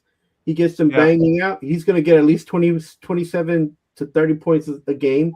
So if in the division, if Pittsburgh is struggling defensively and the Ravens struggle, they usually don't struggle defensively, but now they got a new coach. I think those two things will push those teams down with the new coaching. And so there'll be Cleveland, it'll be the Ravens, Pittsburgh, and then on the tail end, the last team, they'll battle out. So I got them. I got Pittsburgh coming out third. If they don't make those moves they need to make to get those older players out of that defense. Get them a little rest and just have them do a little better coaching with the younger ones. Mm-hmm. Help them work the bench, and it should turn out to be fine. But they have to do it. It's not let's talk about it. Yeah, it's hard to tell what they're going to do. A lot of it is just staying healthy, man. Yes. Yeah. And the poor guy's healthy. I'm trying to get caught up on my thing here. I feel like Cincinnati is going to have the best team that doesn't improve. Really? The best team that doesn't improve? Right. They'll have the best team on paper that doesn't make any improvement. The Ravens will be competitive, and the Steelers will gut out those 12 to 10 point. Those games that are like less than 20 points. Like 13-7, they'll get those. They'll win those. That's going to be maybe five or six games for them. So they'll be. That's what I'm saying. Those three teams will be competing for a place. I think the Ravens, they high energy, real competitive, but some it's a lot of the times they get a little bit excited. They're not going to be the same team as last year. Remember, last year they had to win the last 5 games. This is not going to happen to them this year, I don't think. But they're going to be more concentrated, under control. Just relax. It's not an iron team because a couple of them play by themselves. I know. They ain't no iron team, but there's an iron interception, and they make sure they better not get any of those. Michael Jordan used to say, "There's not an iron team, but there's an iron win." Yeah, it is. That was his comeback, Yeah, and I like it. We'll see what happens with Dallas, man. I thought Dallas has had a pretty good offseason. With adding, they added this guy, edge rusher, Rashawn Gary from Green Bay. They made the trades there. I like Caleb Downs. Let's see if this other guy stays healthy. I mean, he's a star, and quite frankly, I got to give them credit. They draft pretty good. Dallas does. It's just when Jerry comes up with some kind of crazy move, you never know what he's going to do. They usually overpay their players. Like Dak's making $60 million at quarterback. Wow. And he's overpaid, man. I like him, but he does not worth $60 million. Wait, you think Dak Prescott is overpaid? He's been an MVP candidate for the last 3 seasons. At $60 million, dude.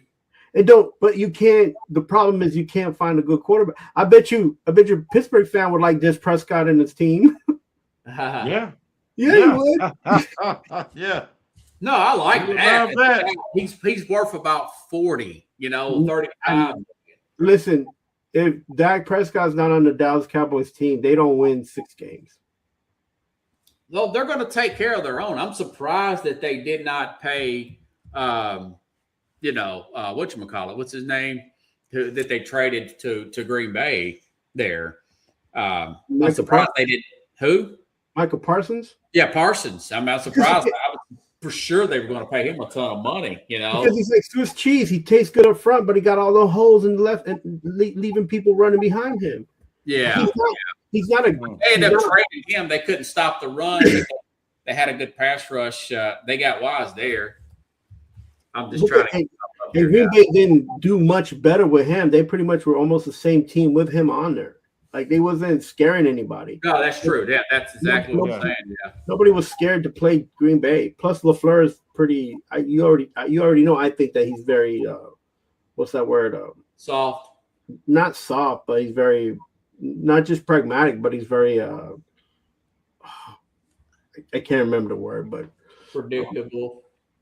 Oh, we got another pick here, folks. Sorry, I was trying to catch this thing up here. Okay, so the 6th pick owns the Houston. They traded up, I guess. They took a guard out of Georgia Tech, Keelan Rutledge. It's a trenches pick here. Houston, very good defense. You saw them against your Steelers last year, Roy. They got nasty against the Steelers. Offensive line had some issues. Stroud took a step back. Looked like he was overthinking it last year. Fumbled the ball a few times out of the snap. I still got faith in him. I got still got faith in Stroud. I just think that he's at times he looks like he's lost his confidence. That being said, they're still winning games. They're still getting to the playoffs here. They still seem to be disciplined in the draft. So I do like this pick. I don't know where this player ranks. I have to go back to my notes here and see where he ranks at. What's the write-up on him? Let's see. The 49ers are next. Yeah, and they need an offensive lineman as well. Well, but you know what? I don't know if the ranking is there. Right. That's the thing. There you go. That's the guard. He's an old school guard you'll find in the draft. He's a riser in the process of coaches. He got involved. The trade inverts Houston. They traded with the Bills. Picks 25th and 91 to the Bills in exchange for 28 and 69 and 169. So they traded up a Buffalo to get this number 77. They must have really liked this guy to trade up for him. So here's the thing. Yeah, go ahead, Carlos. Flip the coin for San Francisco. You either get Lemieux or you get Falk. Oh, Lemieux, yes. No, get Lemieux. Yeah, I thought Lemieux was going to go to your Steelers, Roy. He's a left tackle out of Utah. Yeah. Who grabbed him? Huh? He's available. Those are available for San Francisco. That's available players. Oh, yeah. they're available. Okay. Yeah, I think for me, I think those are the two guys you choose from, and either you choose Falk, you flip the coin, or you choose Lemieux. I thought they may try to move up. Yeah, I think they should have tried to snatch him. Who did I take at Frisco? I'm trying to think. Man, this thing is going by quick. This is going by quick here. I had him taking Blake Miller from Clemson, who's already off the board. He ends up going way up at 17 to the Detroit Lions. So, yeah, Caleb Lemieux, the left tackle out of Utah, this would be a home run for the San Francisco 49ers, who just signed Trent Williams to a 2-year extension. But he's a left tackle that's 37 years old, and he's had injuries last year. He's another guy, very talented when he plays, but he's missing a lot of games due to his age. Probably a Hall of Famer.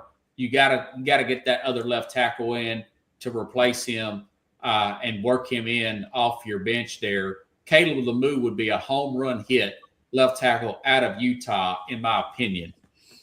Built in the trenches there, Roy.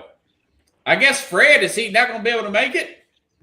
Probably not. I was trying to couldn't get a hold of him.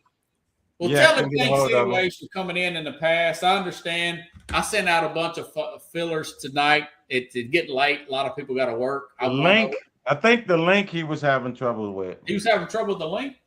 Yeah. Yeah, I sent it to him. I don't know. Let me see. I can try it again real quick while we're talking, guys. Yeah. I had them picking CJ Allen. But that's CJ Allen? Yeah, Hold on, guys. Let me see if I can try this, and we'll send our guy the link here. Here, let me see. CJ Allen. Let's see. But if not, it's okay. It's getting towards the end here. If it comes up. What these guys gotta talk about? They can't pick a player? Who's that? The 49ers? I really hope that they picked them. We'll go back up here, guys. Is it just me with the 49ers team? But I think they got some huge players. They're big team. Their players seem huge and a little rough in the. Did they change it to the Dolphins? Oh, wow. Okay, guys, there's been a trade here. The Dolphins have traded up to 27 with the 49ers, and the Dolphins made a pick, man. Here, Dolphins got like a gazillion third-round picks. Yes, cornerback Chris Johnson from San Diego State. I've not heard of him. Dolphins have a new general manager staff, and that, you know what? They had a lot of picks in the third round. They wanted a guy, particularly in the first round.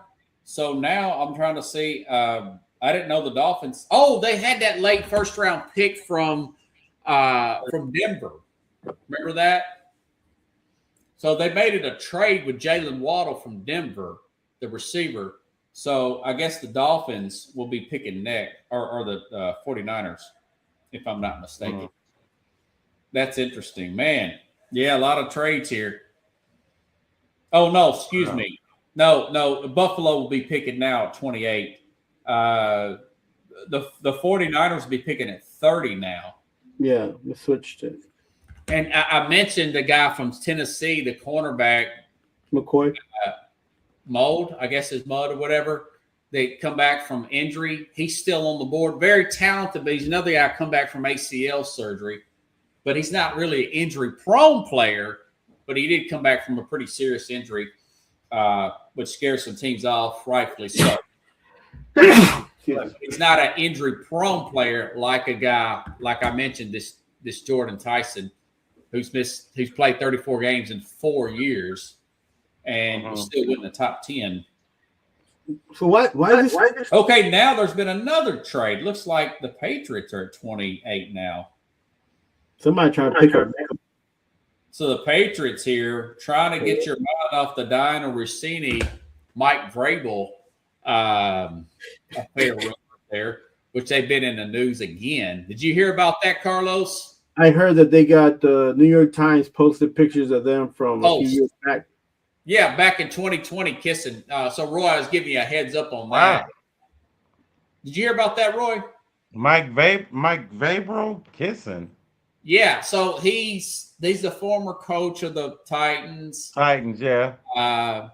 He's had some pictures that's been leaked out of him making out with a reporter, and he's married, she's married, and also there's some pictures of him and her at a adult resort or whatever, not a bookstore, but resort, and it don't look good. He's going to counseling now, and she's quit her job.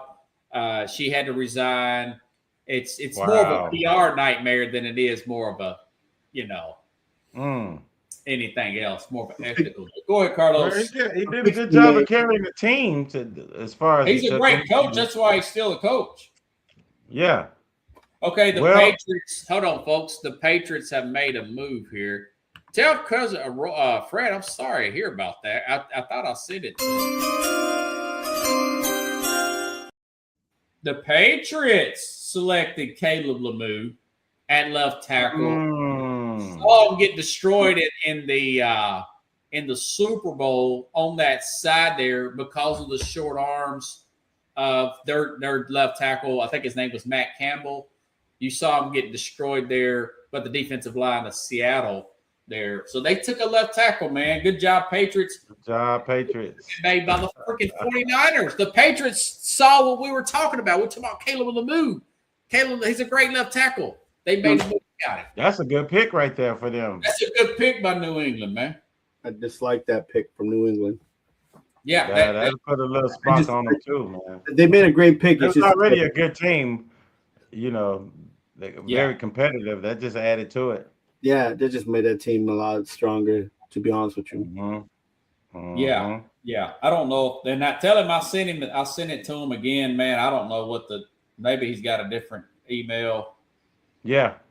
Tell him my bad, man. Yeah. Oh, do you want me to call him and get his I could call him and put him on loudspeaker. Oh yeah.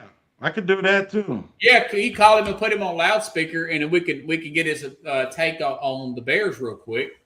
Okay. Before we end this draft, which is just about over with, everybody's picking fast. Oh yeah. Kansas City, San Francisco, Buffalo, and then Seattle. Yeah, we're just about Fred. We got you on speakerphone, so Robert wanted to get you on speakerphone. He's probably sorry about the link. Did you get him on there? I can't hear him. Yeah, that's Brother Butler. Yeah, you got him on speaker? Yes, sir. I can't hear him. Tell him, let me call him if that's okay. He said he gonna call you. Because I got to call you. Man, he got that mic. Yep. Yeah. That's him calling you now. Hello. Hey, Fred. What's going on, my brother? Can you guys hear Fred? Yes. Huh? Okay, Fred, what do you think? That was a good pick, that safety out of Oregon. What do you think about that? Yeah, no, that was good. We lost Bayard, you know what I mean? I like Bayard, man. He led the league in interceptions, man. I'm like, why y'all gonna get rid of him? But, okay. He fell to you. I thought that was a very good pick. That's why I wanted to call you, man. Yeah, no, that's a good pick for the Bears. Most people in the city, they was looking for defense anyway, whether it's on the edge or whatever the case may be. So we got some work to do. Yeah, I had him taking the safety out of Toledo because I thought he would be off the board. I thought it was a very good pick. I think he's about 5 or 6 ranks ahead of where you picked him at. So it looks like a potential steal for the Bears. Man, that's a nice pick for us, man. Like I said, after losing Bayard, you got to remember, he led the league in interceptions. So that's a hole for us, you know what I mean? And he a young guy, so, you know, him, Caleb, and in the group, I like that. Go ahead. You got a player in this guy who could play not just on the outside, but he can play a little bit on the inside. He hits really hard too. So, you know, you could just wave your hand to Bayard really good and just be glad you got this young cat. He's going to do. I think he's going to do actually a lot better, especially the way he's pretty high on him. I got another question. What are your thoughts about your center retiring like that, man? What are y'all going to do? Come on, man. Look, I say this, you know, mental health and a lot of things is very serious. We do that in the city for kids. That's what I do. Oh, was it mental health? I didn't know that. I thought it was physical elements. And the physical leads to your mental. You know, when you, like I told my Achilles, man, that was the most emotional I ever felt. I never knew a lot of things in my life. You know, when you deal with your physicality and all that, especially if you're an athlete, it leads to mental issues. You see what I'm saying? So, yeah. Retired in his prime, man. Yeah, that's unfortunate. You think you traded DJ Moore, you think you'll pick up another center in the second round or so? Man, I hope so. You know, we just need to build. The O-line is okay. they at least protecting Caleb, so that's cool. Even though we lost him, we still got Tony. Pro bowler. You know what I mean? So yeah, that's cool. You know what I mean? So we good on that end. It's just the defense for us, man. I think we'll be good. Minus him, even though he's a really good player. All right, man. I want to get you anything you want to add. I'm gonna let you and Roy go here. I hate to hold you guys so late, man. I appreciate you coming on at this hour. Man, no problem. Hey, look, man. Hey, the safety. How you pronounce his last name? Because that's what I'm gonna start calling him in the city. I think it's like Thielemann, but I'm probably jacking it up too. It's a mouthful. We're gonna give him a name in the city, and he's gonna be called White Boy. He's gonna be like John Lynch, ain't he? Yeah. White Boy in the city. He gonna get hit for it. That's White Just call Boy. him DT. Just call him his initials, DT. He's gonna give us something we ain't used to. That's White Boy. Hey, you know what? Him and Caleb Downs are two of the top safety, and I love Downs. I like Downs too. Yeah. I'm excited. Hey man, how you feel about the drive? Who you rooting for? Can I ask you that? Well, I mean, we're out of Nashville. I seen what Tennessee did earlier. I seen them. Carnell Tate. We wanted one of the defensive linemen, or maybe Jeremiah Love. I thought that was horrible, man. You got to get trenches first, maybe trade down, and it just did not work out here. We're not sure if our guys that's running the Titans know what they're doing, man. Hopefully, we talked about that last season. I was hoping we talked about that last season. I was hoping you was more hopeful. Hey, look, man, I had the backdrop set up. I had Chucky in the background again because I know that's your man. I like Chucky. He does his quarterback show. Yeah, I had Chucky in the background waiting 2 hours. Yeah, I sent you 2 links. I don't know. I have to go back and check on that. Maybe I have to send you to another email. Man, don't worry about it, man. I really love your energy, Butler. I promise you, man. That's why I called you. I loved your energy, man. Man, I believe in you, Butler. I promise you. I believe in you. And I like the way you talk this football talk. I told you I'm a basketball guy, but I've done it done. I'll be on my homework, man. I told you this is a Bear City in Chicago, so yeah. Yes, sir. And if you ever come to the city, man, I promise you, I got you. All right. Yeah. I got you. I've been wanting to check it out. Maybe you guys come down here. I'll have to hook you guys up with something to eat, add a beer or something. That it's going to be great. I other than your center leaving, I mean, the Bears, I'm pretty high on the Bears. They might go far. I like what Detroit did in the draft. They got a tackle. They needed a tackle. Not sure what Green Bay is going to do. They traded away their pick. So, man, forget Green Bay, man. Yeah. Hey, look, I just say that's your big rival, yeah. Forget Green Bay. Right now, if you go and even look on YouTube, Michael Patterson is on Bleacher Report right now. They covering the draft. He ain't even salute the little white boy safety. I told you that's my nickname for him. He ain't even salute him, man, because Chicago, Green Bay, man. Come on, this Chicago. You feel me? Yeah, hey, yeah. Well, they're probably good. They're definitely going to be one of the picks to get to the Super Bowl year. I mean, with that young talent, man. Was you okay with them trading DJ Moore? You kind of had an influx of receivers. Man, I love DJ Moore. I was kind of mad that they did that and sent him to the Bills too. And we played the Bills this year. You remember? We played them this year. So he got some good backs. I don't want us to lose that momentum, man. We done gutted our defense. I don't want, Caleb, and we lost our center, like you said. Yeah. I don't want it to be like when, what was Buddy's name, man? I stopped watching the Bears when he was Buddy Ryan. No, not Buddy Ryan, the quarterback. Man, I stopped watching the Bears when he gave up on the sideline against the Packers. What was Buddy's name? His wife was on the reality show. Oh, you talking about Vanderbilt coach? What's his name? Vanderbilt coach. Cutler. Yeah. Cutler's too moody, man. Yeah. Moody, man. Come on, bro. You're not built for the city, man. Like, yeah, hey, bro, you all Xanax, man. People try to blame his what do you call it? The sugar issue, diabetes, but diabetes. I think he's just an arrogant. There's a guy I know that does flower deliveries here in Nashville. Went to his house before. They said he's just a moody jerk, man. Man, that's what I'm saying. I don't think it's diabetes.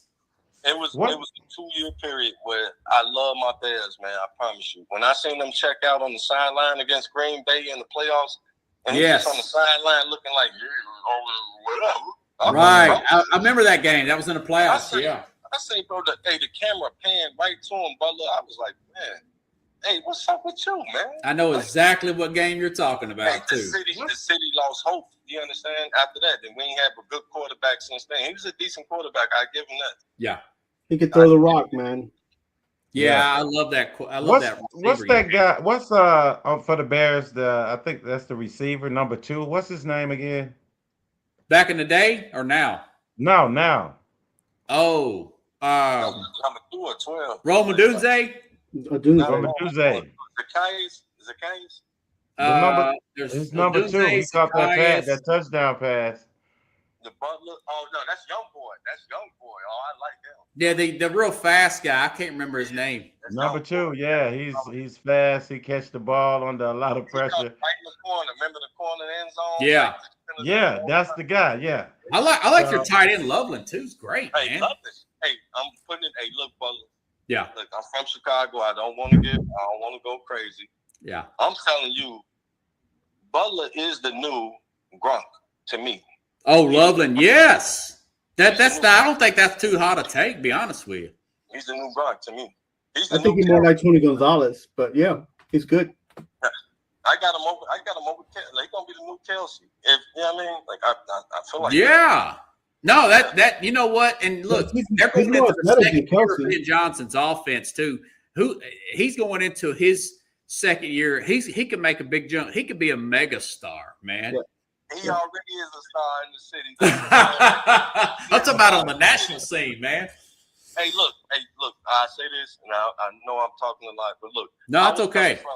My daughter do flag football. Yeah. In sophomore high school, it became a sanctioned sport in Illinois. So yes. Man, she's real good. She made the All-State team. We were at the Bear Stadium. They brought 53 players out the state. She made one of them. Nice. I love her for that. So we were in Tampa. Yeah.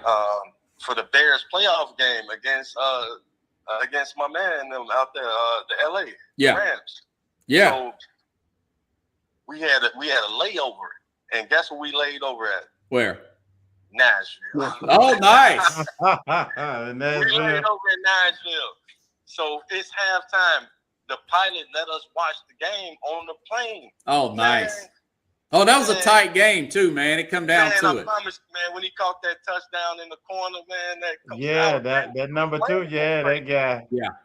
The whole plane. He took everything out of him to hold that ball. Oh man, I had to go down though when that guy got the I think his name was Carroll, that interception. Look, and this is what they keep trying to blame it on DJ Moore in the city, like that. Yeah. ESPN radio. Oh wow, really? Man, that's why he's out here. One of the reasons why, man, they tried to blame, man. I'm like, y'all can't blame, man. Caleb did not throw the right pass, or Ben didn't set the right play. Like, he didn't. Yeah. Man, like, DJ Moore just, come on, man. He got the touchdown against Green Bay the week before that. DJ Moore forever. Yeah, who was that receiver you got from Missouri in the draft last year? Oh, Luther Burden. Luther Burden is the reason why they moved off more. Because you got him and Oladipo. Yeah, I didn't want to do that. I thought we could have kept him another year, but I understand money. They need to free up some money. Right, you got to free it up, and you still got room. I'm going to get off here, man. Appreciate you, buddy. We'll bring you back on here. We'll double check it next time. Yes, sir. I'm about to wrap this thing up. Fred, everybody. I'm going to give you a round of applause. All right, Fred. Good job, Fred.